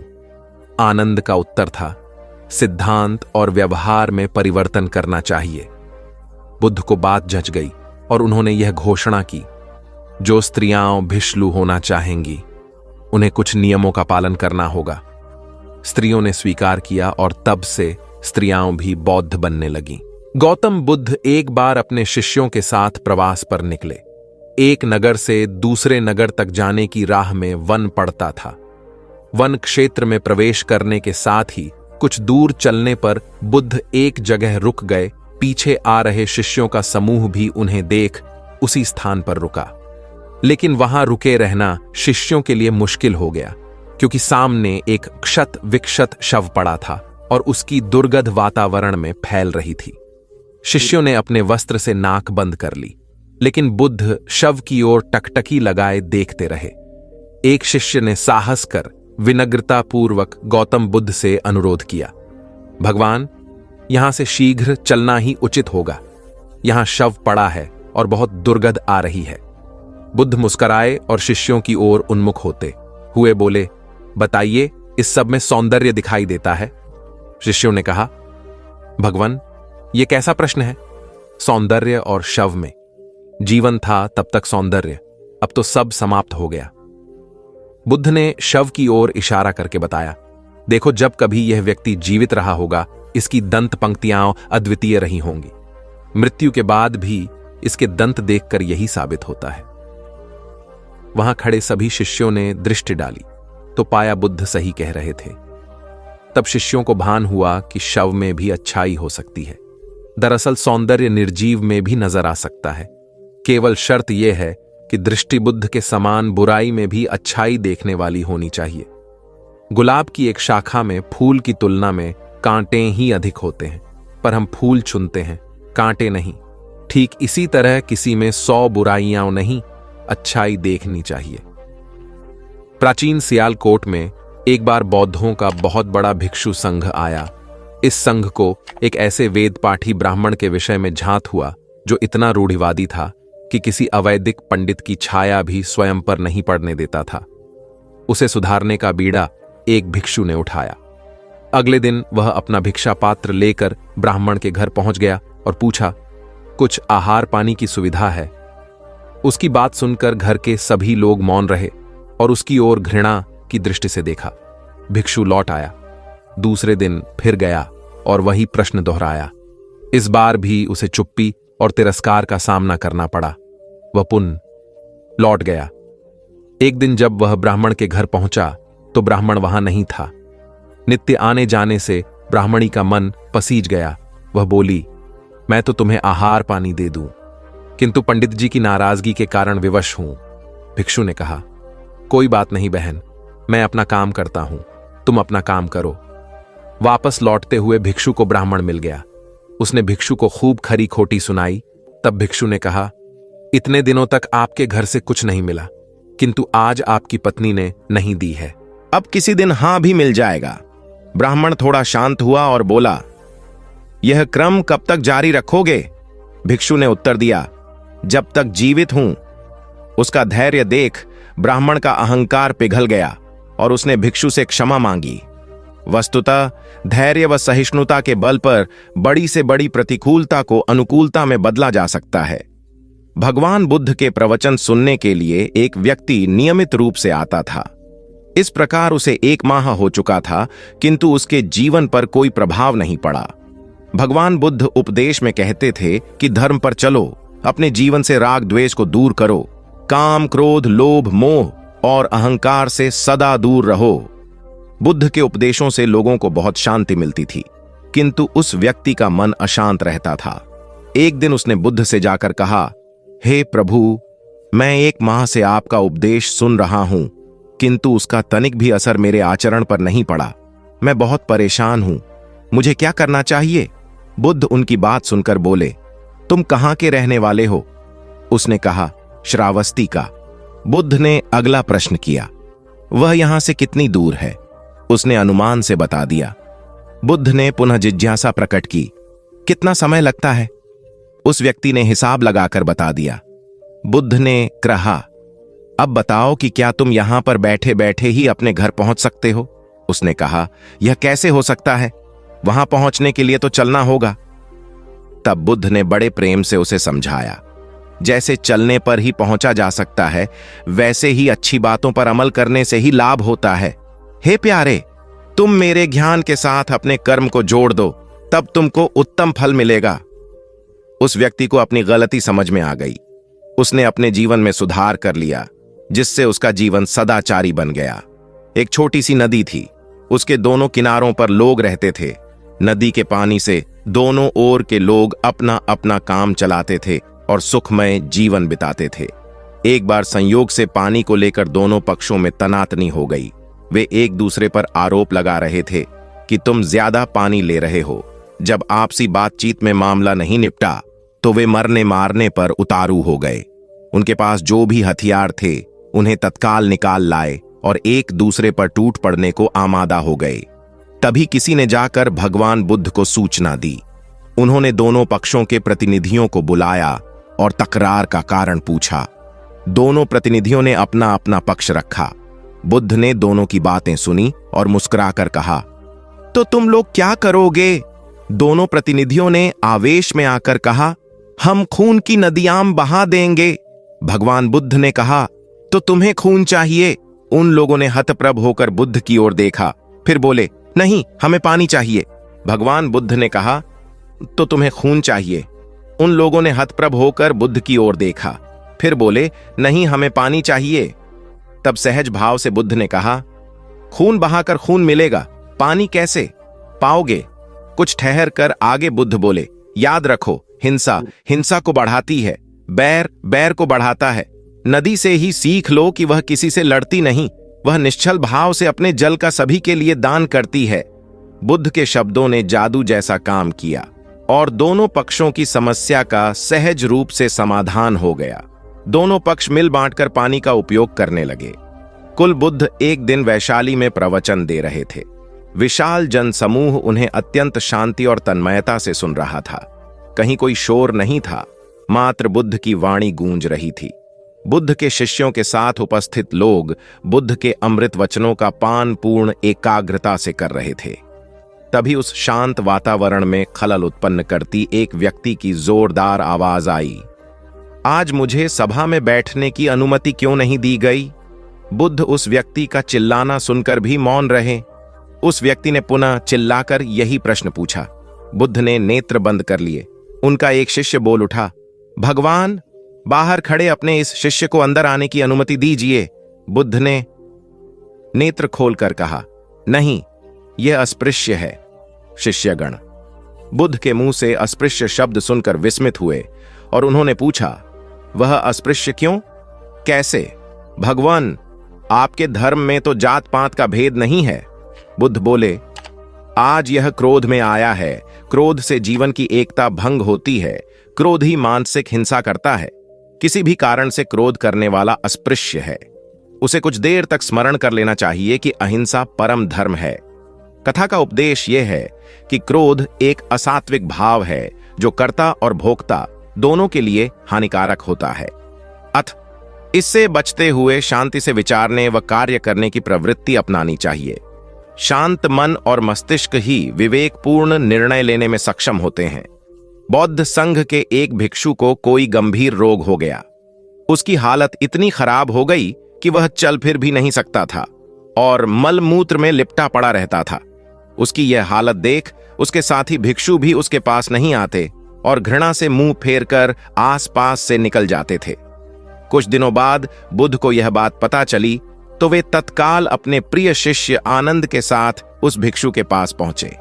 उसकी दयनीय दशा से उन्हें घोर कष्ट हुआ। उन्होंने भिक्षु से पूछा, तुम्हें कौन सा रोग हुआ है? भिक्षु बोला, भगवान, मुझे पेट की बीमारी है। बुद्ध ने स्नेह से उसके सिर पर हाथ फेरते हुए प्रश्न किया, क्या तुम्हारी परिचर्या करने वाला कोई नहीं है? भिक्षु की ना सुनते ही बुद्ध ने आनंद से कहा, पानी लेकर आओ, हम लोग पहले इसका शरीर स्वच्छ करेंगे। आनंद पानी लेकर आए। फिर बुद्ध ने भिक्षु के शरीर पर पानी डाला और आनंद ने उसके मल मूत्र को साफ किया। अच्छी तरह धो पोंछकर बुद्ध ने भिक्षु के सिर को पकड़ा और आनंद ने पैरों को। इस प्रकार उसे उठाकर चारपाई पर लिटा दिया। फिर बुद्ध ने सारे भिक्षुओं को एकत्रित कर उन्हें समझाया, भिक्षुओं, तुम्हारे माता नहीं, पिता नहीं, भाई नहीं, बहन नहीं जो तुम्हारी सेवा करेंगे। यदि तुम परस्पर एक दूसरे की सेवा और देखभाल नहीं करोगे तो फिर कौन करेगा? याद रखो, जो रोगी की सेवा करता है वह ईश्वर की सेवा करता है। दीनहीन के प्रति करुणा व सेवा का भाव इस जगत को बुद्ध का सबसे बड़ा संदेश है, जो प्रत्येक देश, काल, परिस्थिति में प्रासंगिक है। गौतम सिद्धार्थ बुद्धत्व प्राप्त करके महात्मा बुद्ध बन गए। सत्य, अहिंसा और दया की मूर्ति बुद्ध अपने शिष्यों के साथ एक गांव में पहुंचे। कुछ अज्ञानी लोग उनके विरोधी थे। वे बुद्ध को अपशब्द कहने लगे। बुद्ध के शिष्यों को बहुत बुरा लगा, मगर बुद्ध ने उन्हें समझाया, ये लोग तो केवल अपशब्द ही कह रहे हैं। अगर ये पत्थर भी मार रहे होते तो भी मैं कहता कि मारने दो। मैं जानता हूं कि ये लोग कुछ कहना चाहते हैं, लेकिन क्रोध के मारे वह कह नहीं पा रहे हैं। 10 साल पहले यदि यही लोग मुझे गाली देते तो मैं इन्हें भी गाली देता, लेकिन अब तो लेन देन से मुक्ति मिल चुकी है। क्रोध से अपशब्द निकलते हैं। यहां तो क्रोध भवन कब का ढह चुका है। अपशब्द कहने वाले बड़ी मुश्किल में पड़ गए। तभी बुद्ध ने अपने शिष्यों से पूछा, इस गांव में कुछ लोग अपशब्द कह रहे हैं, इन्हें बताओ कि वहां के लोग फल और मिठाइयां लेकर आए थे। बुद्ध ने पूछा, फिर मैंने क्या किया था? शिष्यों ने बताया, आपने सारे फल और मिठाइयां यह कहकर वापस कर दी कि अब लेने वाला विदा हो चुका है, इन्हें वापस ले जाओ। आपने कहा था कि 10 साल पहले आते तो मैं सारे उपहार ले लेता। बुद्ध ने पूछा, फिर उन लोगों ने मिठाइयों का क्या किया होगा? शिष्यों ने बताया, गांव में बांट दी होगी। बुद्ध बोले, उन लोगों ने मिठाइयां गांव में बांट दी, लेकिन मैं उन लोगों से कहूंगा कि अपशब्द में न बांटें। बुद्ध फिर बोले, ये लोग अपशब्दों के थाल सजाकर लाए हैं, लेकिन ये गलत आदमी के पास आ गए हैं। ये मुझसे क्रोध नहीं करवा सकते। ठीक खूंटी की तरह जो किसी को नहीं टांगती, लोग उस पर वस्त्र टांग देते हैं।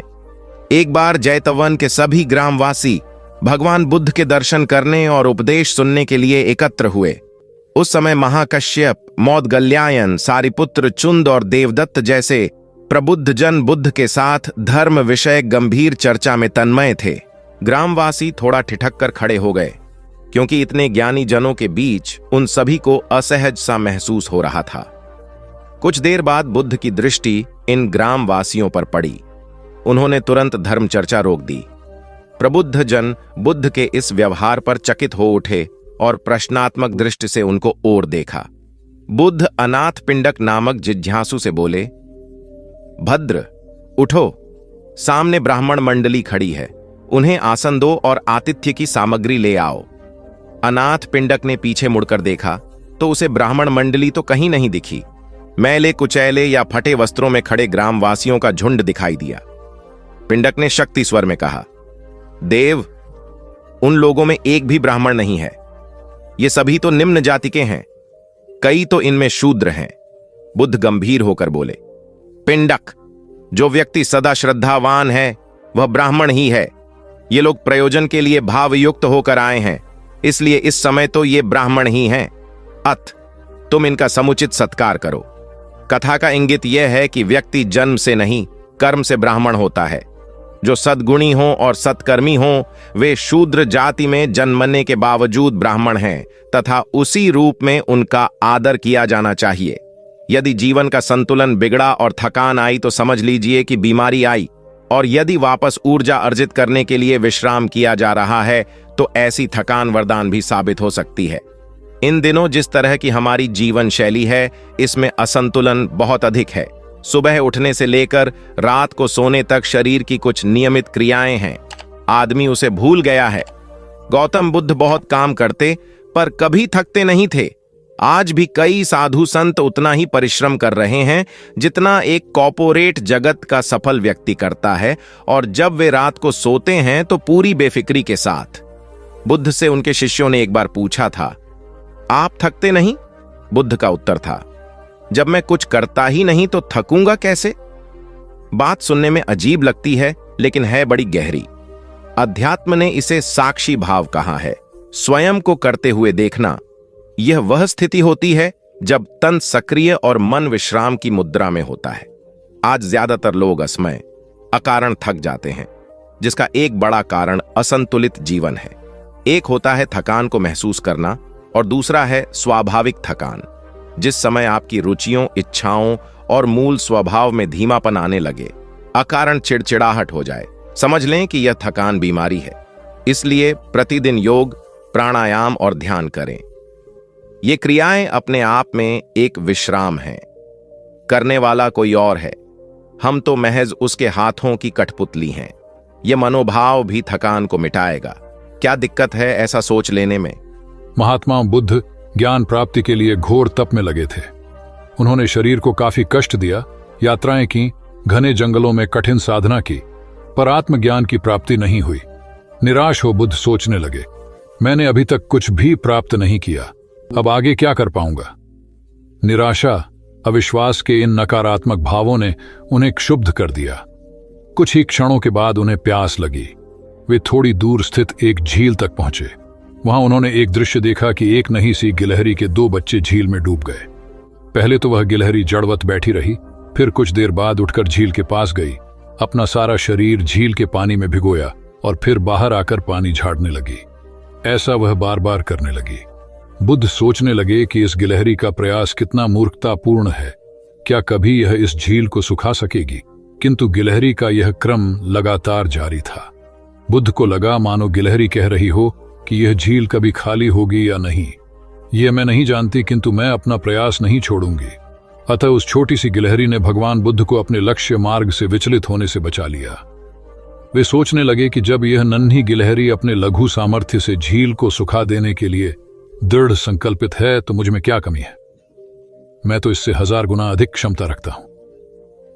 यह सोचकर गौतम बुद्ध पुनः अपनी साधना में लग गए और एक दिन बोधिवृक्ष तले उन्हें ज्ञान का आलोक प्राप्त हुआ। यह कथा असफलता के बावजूद प्रयासों की निरंतरता पर बल देती है। यदि हम प्रयास करना न छोड़े तो एक न एक दिन लक्ष्य की प्राप्ति हो ही जाती है। बुद्ध अपने साधना काल में एक निर्जन स्थान पर ध्यान मग्न बैठे थे। इसी स्थान पर एक यक्ष का वास था। यह बात बुद्ध को झांत नहीं थी। वे तो वहां पहुंचे और शांत वातावरण देखकर ध्यान मग्न हो गए। उस समय यक्ष वहां पर नहीं था। रात होने पर जब वह आया तो उस स्थान पर एक अनजान व्यक्ति को देखकर आग बबूला हो गया। बड़े जोर से वह दहाड़ा, किंतु बुद्ध का ध्यान भंग नहीं हुआ। यक्ष ने उन्हें हाथी का रूप धारण कर डराना चाहा, किंतु बुद्ध यथावत ध्यान मग्न बैठे रहे।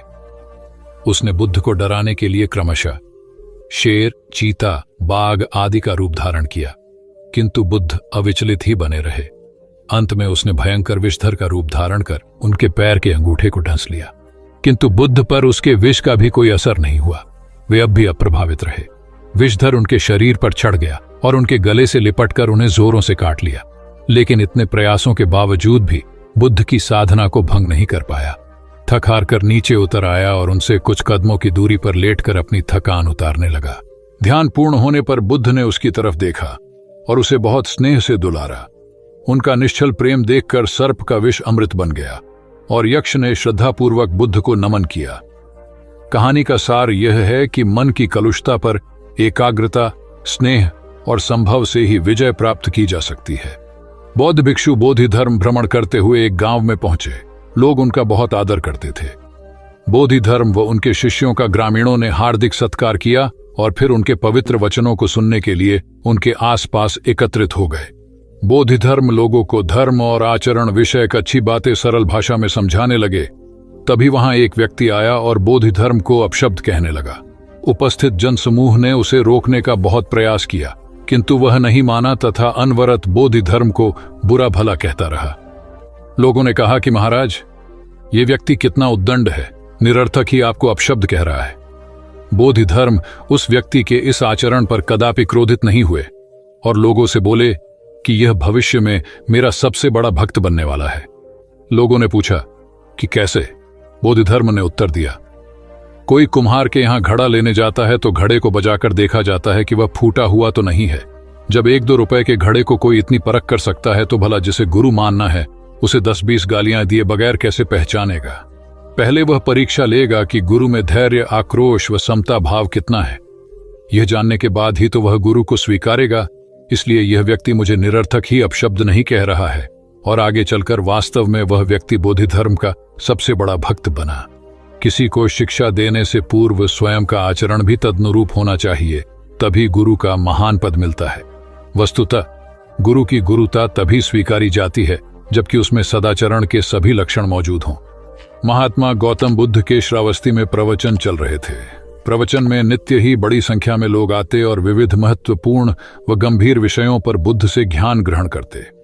बुद्ध का शिष्य वर्ग भी काफी विशाल था, जो प्रवचन स्थल की व्यवस्था संभालता और बुद्ध की सेवा में सदैव तत्पर रहता।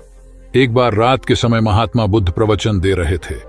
सदैव की भांति काफी लोग उनके प्रवचन सुन रहे थे। एक व्यक्ति जो बुद्ध के ठीक सामने बैठा था बार बार नींद के झोंके ले रहा था। बुद्ध थोड़ी देर तक तो प्रवचन देते रहे, फिर उससे बोले, वत्स, सो रहे हो? उस व्यक्ति ने हड़बड़ाकर कहा, नहीं महात्मा। बुद्ध ने पुनः प्रवचन प्रारंभ किए। वह व्यक्ति फिर ऊँघने लगा। महात्मा ने फिर वही प्रश्न दोहराया और उसने फिर अचकचाकर नहीं महात्मा कहा। ऐसा लगभग 8-10 बार हो गया। कुछ देर बाद बुद्ध ने उससे पूछा, वत्स, जीवित हो? हर बार की तरह इस बार भी उसने कहा, नहीं महात्मा। यह सुनकर उपस्थित श्रोताओं में हंसी की लहर दौड़ गई और वह व्यक्ति पूर्णतः चैतन्य हो गया। तब बुद्ध गंभीर होकर बोले, वत्स, निद्रा में तुम्हारे मुख से सही उत्तर मिल ही गया। जो निद्रा में है वह मृतक समान ही है। महात्मा बुद्ध का संकेत था कि गुरु से ज्ञान ग्रहण करते वक्त सजगता अत्यंत आवश्यक है।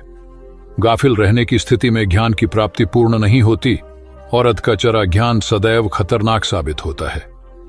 कथा सिद्धार्थ के जीवन के उस दौर की है जब वे बुद्धत्व को प्राप्त नहीं हुए थे और निरंजना नदी के तटीय वनों में वृक्ष के नीचे ध्यान करते थे। सिद्धार्थ प्रतिदिन ध्यान करने के बाद पास के किसी गांव में चले जाते और भिक्षा मांगकर लौट आते। कुछ दिनों के बाद उन्होंने भिक्षाटन पर जाना बंद कर दिया, क्योंकि एक गांव के प्रधान की छोटी बेटी सुजाता उनके लिए नित्य भोजन लाने लगी। सिद्धार्थ को वह बड़े स्नेह से भोजन कराती थी। कुछ दिनों बाद उसी गांव का एक चरवाहा भी सिद्धार्थ से प्रभावित होकर उनके पास आने लगा। उसका नाम स्वस्थि था। एक दिन स्वस्थि से सिद्धार्थ बातें कर रहे थे कि सुजाता भोजन लेकर आई। जैसे ही सिद्धार्थ ने भोजन करना शुरू किया, उन्होंने बातचीत बंद कर दी। जितनी देर तक वे भोजन करते रहे, बिल्कुल चुप रहे और वहां सन्नाटा छाया रहा। स्वस्थि को हैरानी हुई। उसने सिद्धार्थ के भोजन करने के उपरांत उनसे पूछा, गुरुदेव, आप मेरे आने के बाद निरंतर वार्तालाप करते रहे, किंतु भोजन के समय एक शब्द भी नहीं बोले। इसका क्या कारण है? सिद्धार्थ बोले, भोजन का निर्माण बड़ी कठिनाई से होता है। किसान पहले बीज बोता है, फिर पौधों की रखवाली करता है और तब कहीं जाकर अनाज पैदा होता है। फिर घर की महिलाएं उसे बड़े जतन से खाने योग्य बनाती हैं। इतनी कठिनाई से तैयार भोजन का पूरा आनंद तभी संभव है जब हम पूर्णतः मौन हों। भोजन के दौरान मैं मौन रहकर उसका पूरा स्वाद लेता हूं। वस्तुतः शांति से किया गया भोजन न केवल शारीरिक भूख को तृप्त करता है, बल्कि मानसिक आनंद और सात्विक ऊर्जा भी देता है।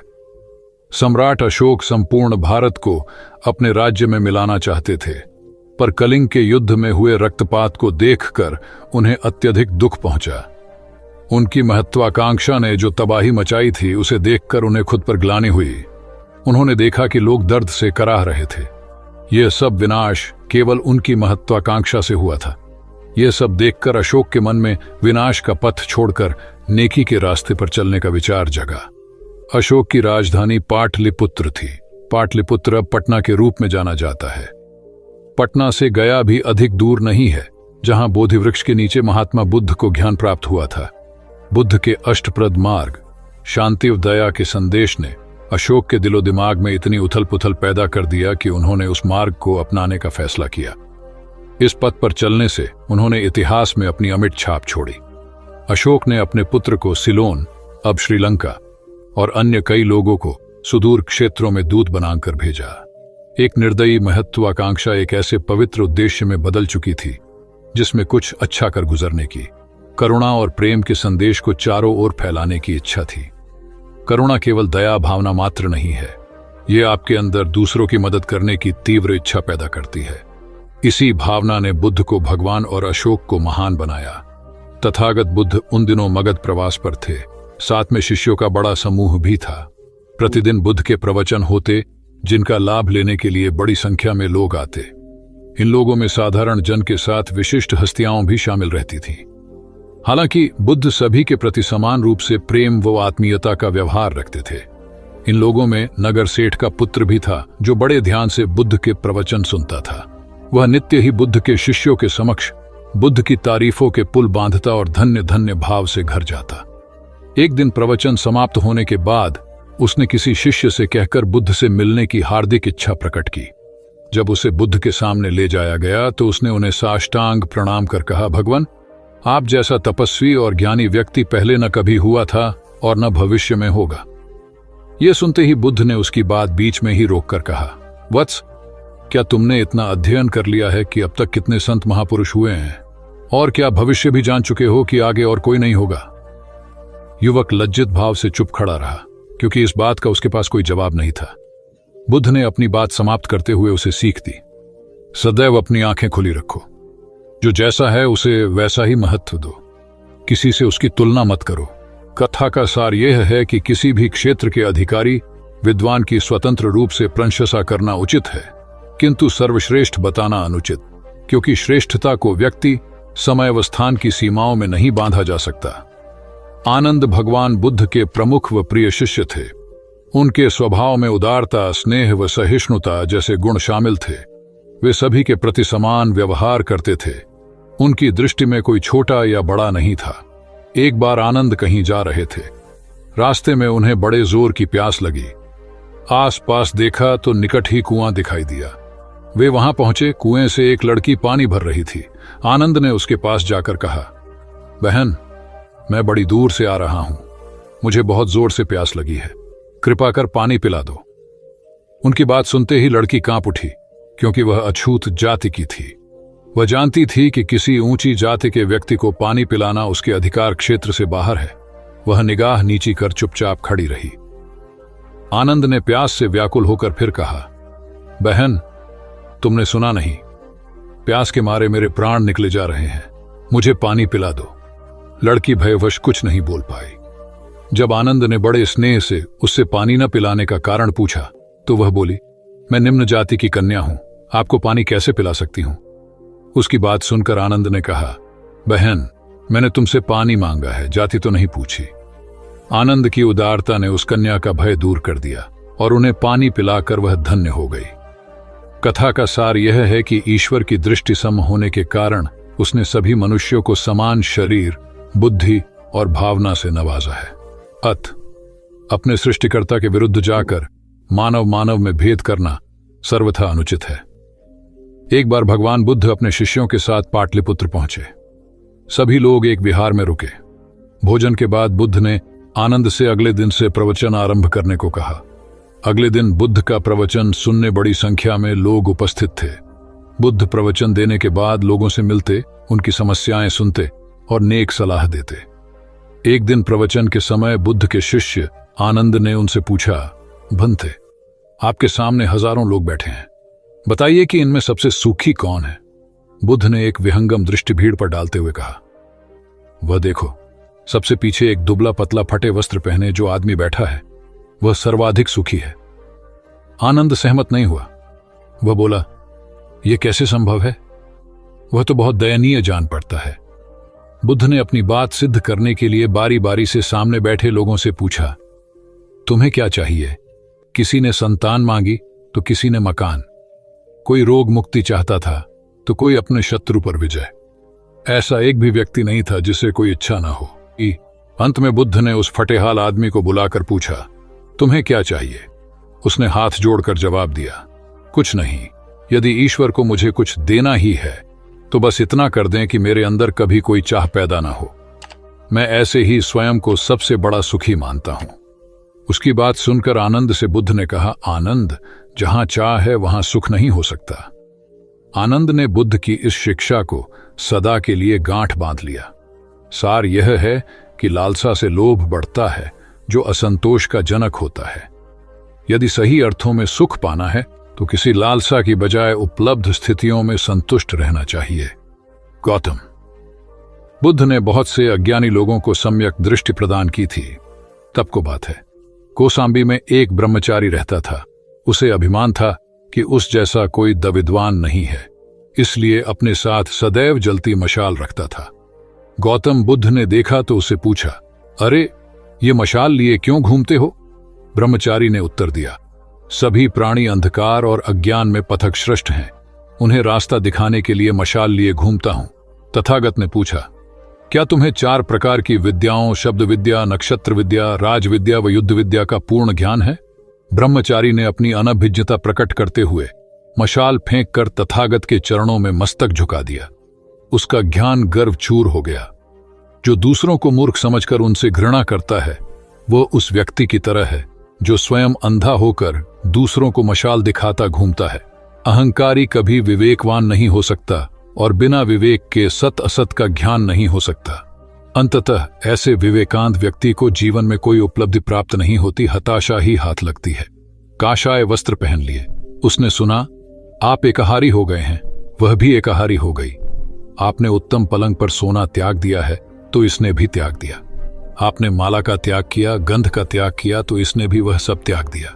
मायके वाले इसे संदेश भेजते हैं, वे इसे ले जाना चाहते हैं, लेकिन यह यहीं रहती है, इसी कक्ष में। यह गुण की मूर्ति है। राजा स्नेह से अपनी बहू को देखते रहे। अचानक तथागत उठे, उस कक्ष से बाहर चले गए। शाक्य मुनि ने शिष्यों को शांत रहने को कहा था, लेकिन वे स्वयं उस कक्ष से बाहर चले गए। मैं हमेशा सोचता हूं उस पल क्या हुआ होगा, उनके मन के भीतर कैसे कैसे विचार उठते होंगे। क्या संबोधि एक लघु क्षण होता है या दीर्घ क्षण? क्या संबोधि एक अनंत अभ्यास है? क्या संयम उसका गरुड़यान है? धम्मपद का 13वां श्लोक बार बार याद आता है। यथागारम दुछेन बुट्टी समति विभजति एवं अभावितम चित्तम राघो समति विभजति। घर की छत मजबूत न हो, सही तरह से उसे घास फूस से ढका न गया हो, तो बरसात के दिनों में उसमें से पानी रिसता है, घर भर में फैल जाता है। उसी तरह ध्यान और एकाग्रता हमारे व्यक्तित्व की छत है। एक दिन एक व्यक्ति बुद्ध के पास पहुंचा। वह बहुत अधिक तनाव में था। अनेक प्रश्न उसके दिमाग में घूम घूम कर उसे परेशान कर रहे थे, जैसे आत्मा क्या है, आदमी मृत्यु के बाद कहां जाता है, सृष्टि का निर्माता कौन है, स्वर्ग नरक की अवधारणा कहां तक सच है और ईश्वर है या नहीं। उसे इन प्रश्नों के उत्तर नहीं मिल रहे थे। जब वह बुद्ध के पास पहुंचा तो उसने देखा कि बुद्ध को कई लोग घेर कर बैठे हैं। बुद्ध उन सभी के प्रश्नों व जिज्ञासाओं का समाधान अत्यंत सहज भाव से कर रहे हैं। काफी देर तक यह क्रम चलता रहा, किंतु बुद्ध धैर्यपूर्वक हर एक को संतुष्ट करते रहे। बेचारा व्यक्ति वहां का हाल देखकर परेशान हो गया। उसने सोचा कि इन्हें दुनियादारी के मामलों में पड़ने से क्या लाभ, अपना भगवत भजन करें और बुनियादी समस्याओं से ग्रस्त इन लोगों को भगाए। किंतु बुद्ध का व्यवहार देखकर तो ऐसा लग रहा था मानो इन लोगों का दुख उनका अपना दुख है। आखिर उस व्यक्ति ने पूछ ही लिया, महाराज, आपको इन सांसारिक बातों से क्या लेना देना? बुद्ध बोले, मैं ज्ञानी नहीं हूं और इंसान हूं। वैसे भी वह ज्ञान किस काम का जो इतना घमंडी और आत्म केंद्रित हो कि अपने अतिरिक्त दूसरे की चिंता ही न कर सके। ऐसा ज्ञान तो अज्ञान से भी बुरा है। बुद्ध की बातें सुनकर व्यक्ति को उलझन दूर हो गई। उस दिन से उसकी सोच व आचरण दोनों बदल गए। कथा का सार यह है कि ज्ञान तभी सार्थक होता है जब वह लोक कल्याण में संलग्न हो। महात्मा बुद्ध ने युवक को सत्संग का महत्व समझाया। महात्मा बुद्ध एक गांव में ठहरे हुए थे। वे प्रतिदिन शाम को वहां पर सत्संग करते थे। भक्तों की भीड़ होती थी क्योंकि उनके प्रवचनों से जीवन को सही दिशा बोध प्राप्त होता था। बुद्ध की वाणी में गजब का जादू था। तब बुद्ध ने उसे समझाया, यदि इसी तरह उसे पानी में निरंतर डालते रहोगे तो कुछ ही दिनों में ये छेद फूलकर बंद हो जाएंगे और टोकरी में पानी भर पाओगे।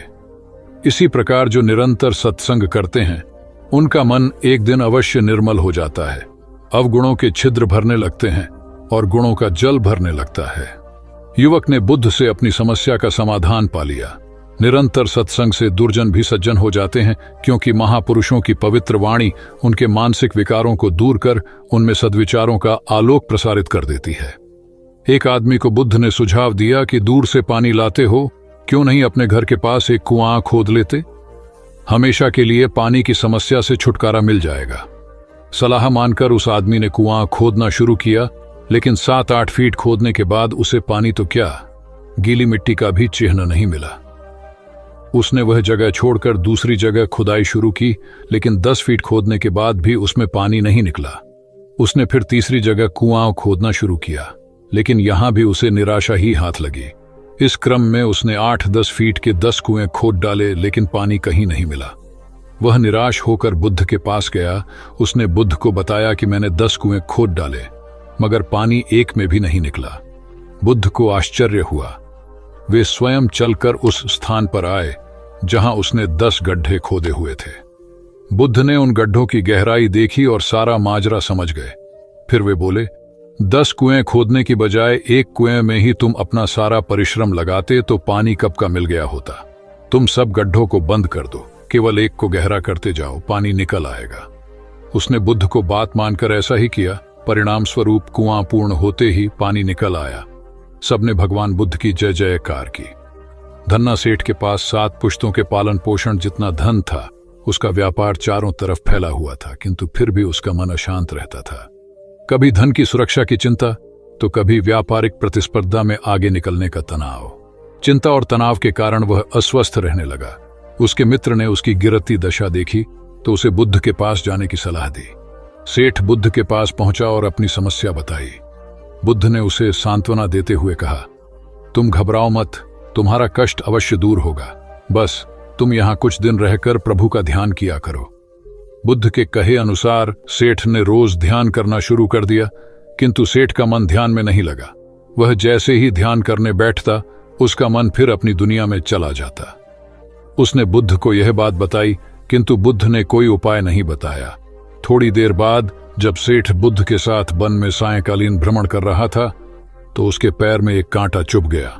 वह दर्द के मारे कराहने लगा। बुद्ध ने कहा, बेहतर होगा कि तुम जी कड़ाकर कांटे को निकाल दो, तब इस दर्द से मुक्ति मिल जाएगी। सेठ ने मन कड़ाकर कांटा निकाल दिया। उसे चैन मिल गया। तब बुद्ध ने उसे समझाया, ऐसे ही लोभ, मोह, क्रोध, घमंड व द्वेष के कांटे तुम्हारे मन में गड़े हैं। जब तक अपने मन की संकल्प शक्ति से उन्हें नहीं निकालोगे, अशांत ही रहोगे।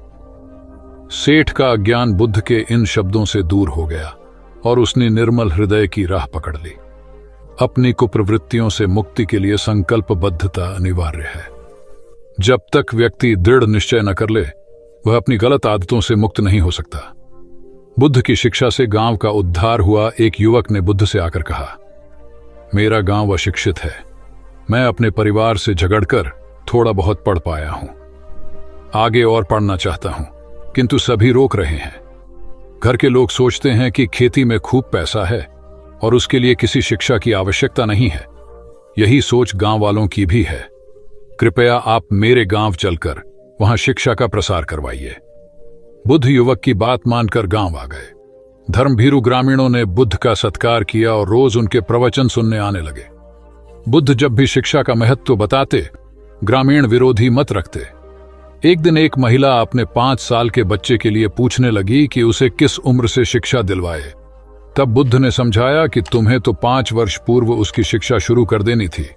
उसे क्या खाना है, क्या नहीं, कैसे क्या बोलना है आदि बातें शुरू से सिखाओगी, तभी तो वह अपना उचित ख्याल रख सकेगा।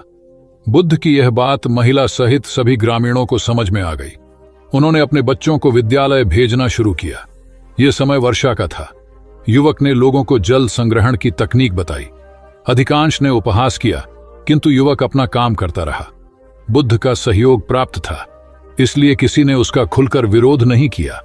जब गर्मी में भीषण जल संकट के कारण फसलें सूखने लगीं, तो युवक ने कुएं खुदवाए, जिनमें जल संग्रहण की तकनीक के कारण खूब पानी निकला। ग्रामीण अब शिक्षा का महत्व समझ चुके थे। धीरे धीरे संपूर्ण गांव शिक्षित हो गया। ज्ञान हर उम्र में अर्जित किया जा सकता है। यही ज्ञान हमें जीवन में आने वाली समस्याओं के समाधान की राह सुझाता है। एक गांव में 2 भाई रहते थे जो अपनी शैतानियों के लिए कुख्यात थे। उन्हें दूसरों को परेशान करने में बड़ा आनंद आता था। वे हर समय किसी न किसी को परेशान करने में लगे रहते थे। गांव के लोगों के साथ साथ उनके माता पिता भी उनकी ऐसी हरकतों के कारण बहुत दुखी थे। जब गांव का कोई व्यक्ति उनके माता पिता के पास उनकी शिकायत लेकर आता तो वे दोनों को बहुत समझाते, किंतु दोनों भाइयों के कानों पर जूं तक नहीं रेंगती।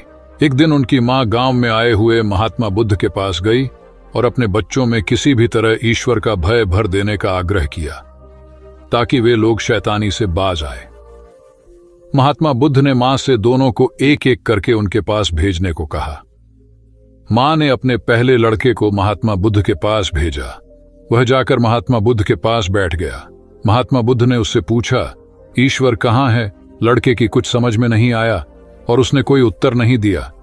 तब महात्मा बुद्ध ने दोबारा यही सवाल कड़क कर पूछा तो डर के मारे लड़का वहां से तेजी से भागा और भागते हुए अपने भाई के पास जा पहुंचा तथा बोला, भाई, तुम्हें पता है ईश्वर खो गया है और सब लोग इसके लिए हमें ही जिम्मेदार समझ रहे हैं।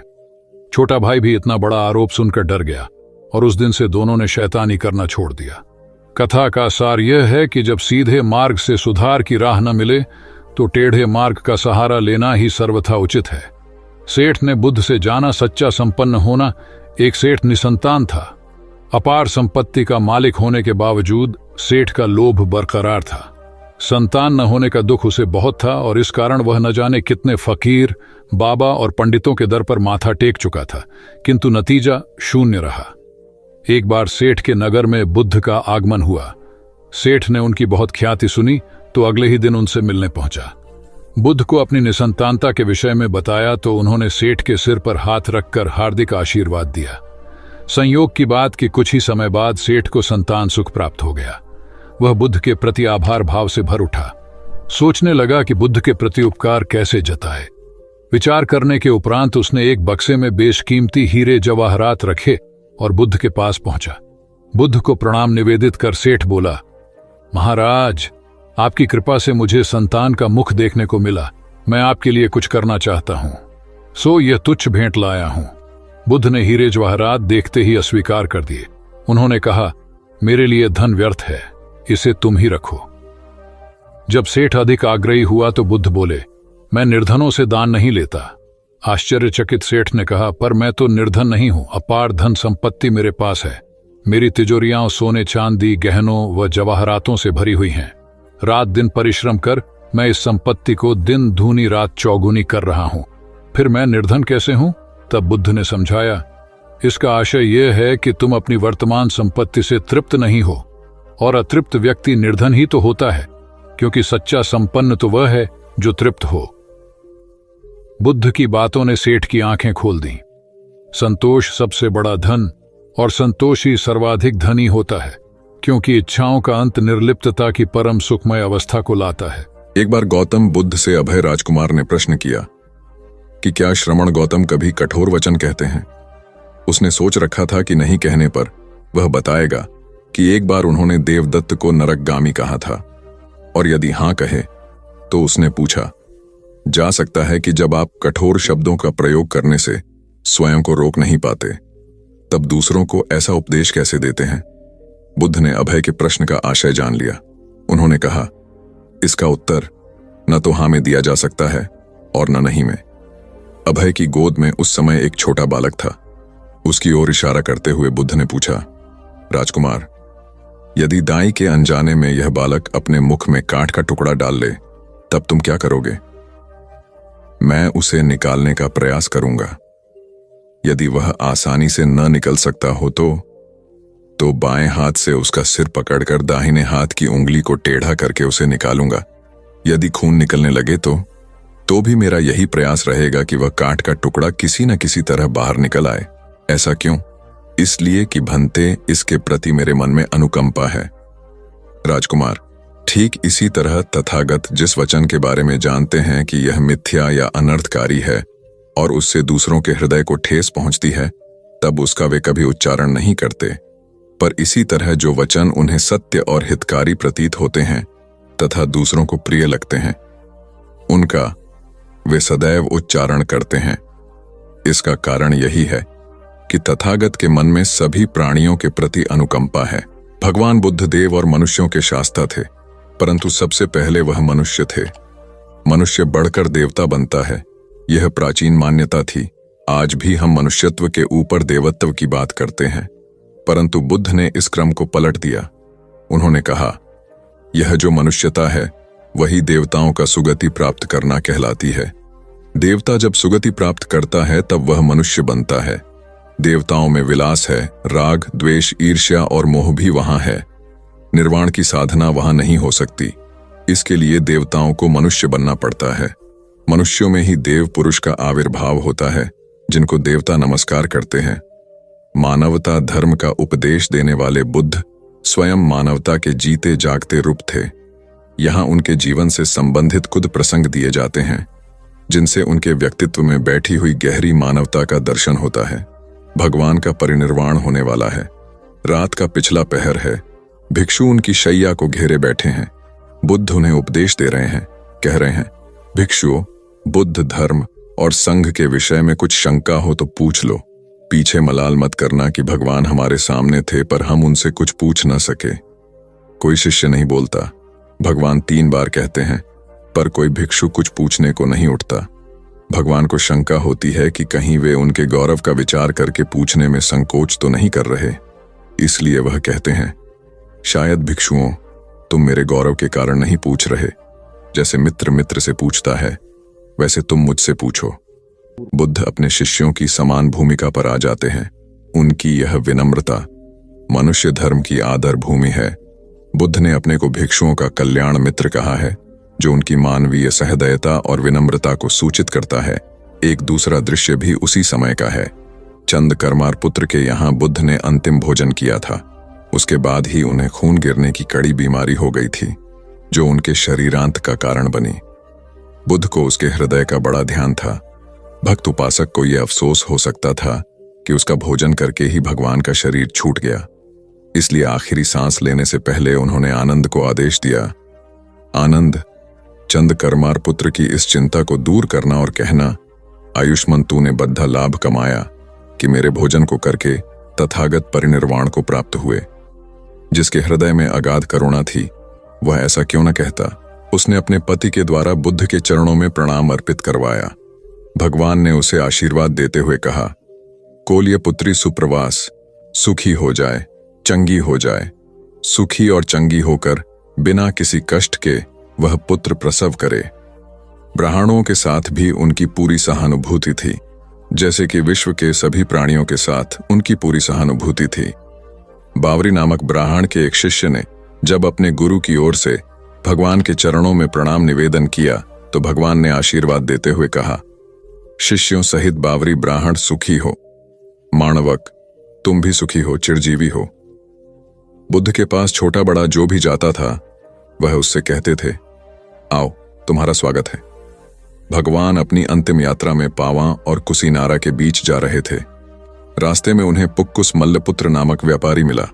उसने उन्हें एक दुशाला भेंट किया, परंतु भगवान उसे अकेले कैसे आड़ते। वह अपने शिष्य आनंद को सम्मानित करना चाहते थे।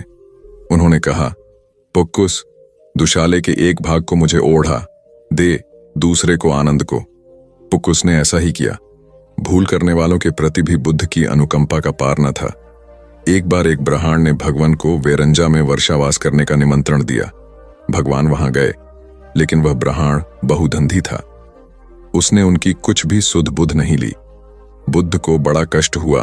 उन्हें 3 महीने तक कुटा हुआ जौ रोज खाना पड़ रहा, क्योंकि उस समय वेरंजा में अकाल पड़ रहा था और वह भी उनको और उनके शिष्यों को घोड़ों के व्यापारियों से मिलता था। इतना होने पर भी वर्षावास की समाप्ति पर भगवान बुद्ध अन्यत्र जाने से पूर्व वेरंजा जाकर ब्राह्मण को आशीर्वाद देना नहीं भूले। भगवान बुद्ध के जीवन में ऐसी अनंत घटनाएं मिलती हैं। उनमें हमें उनकी मानवता के दर्शन होते हैं। उनके जीवन में कोमलता की पराकाष्ठा थी और उनकी वाणी में अपर्वु माधुर्य था, जो सबको अपनी ओर खींचता था। उनके मुंह से क्रोध भरा शब्द कभी नहीं निकलता था। वह मनुष्य थे, परंतु मनुष्य की दुर्बलताओं से ऊपर उठ चुके थे।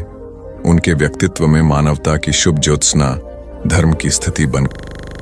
एक राजा ने अपने पुरुषार्थ से राज्य को समृद्ध बना दिया था। राज्य में रण बड़ी सुखी थी, क्योंकि वह प्रत्येक वर्ग के हितों को ध्यान में रखकर काम करता था।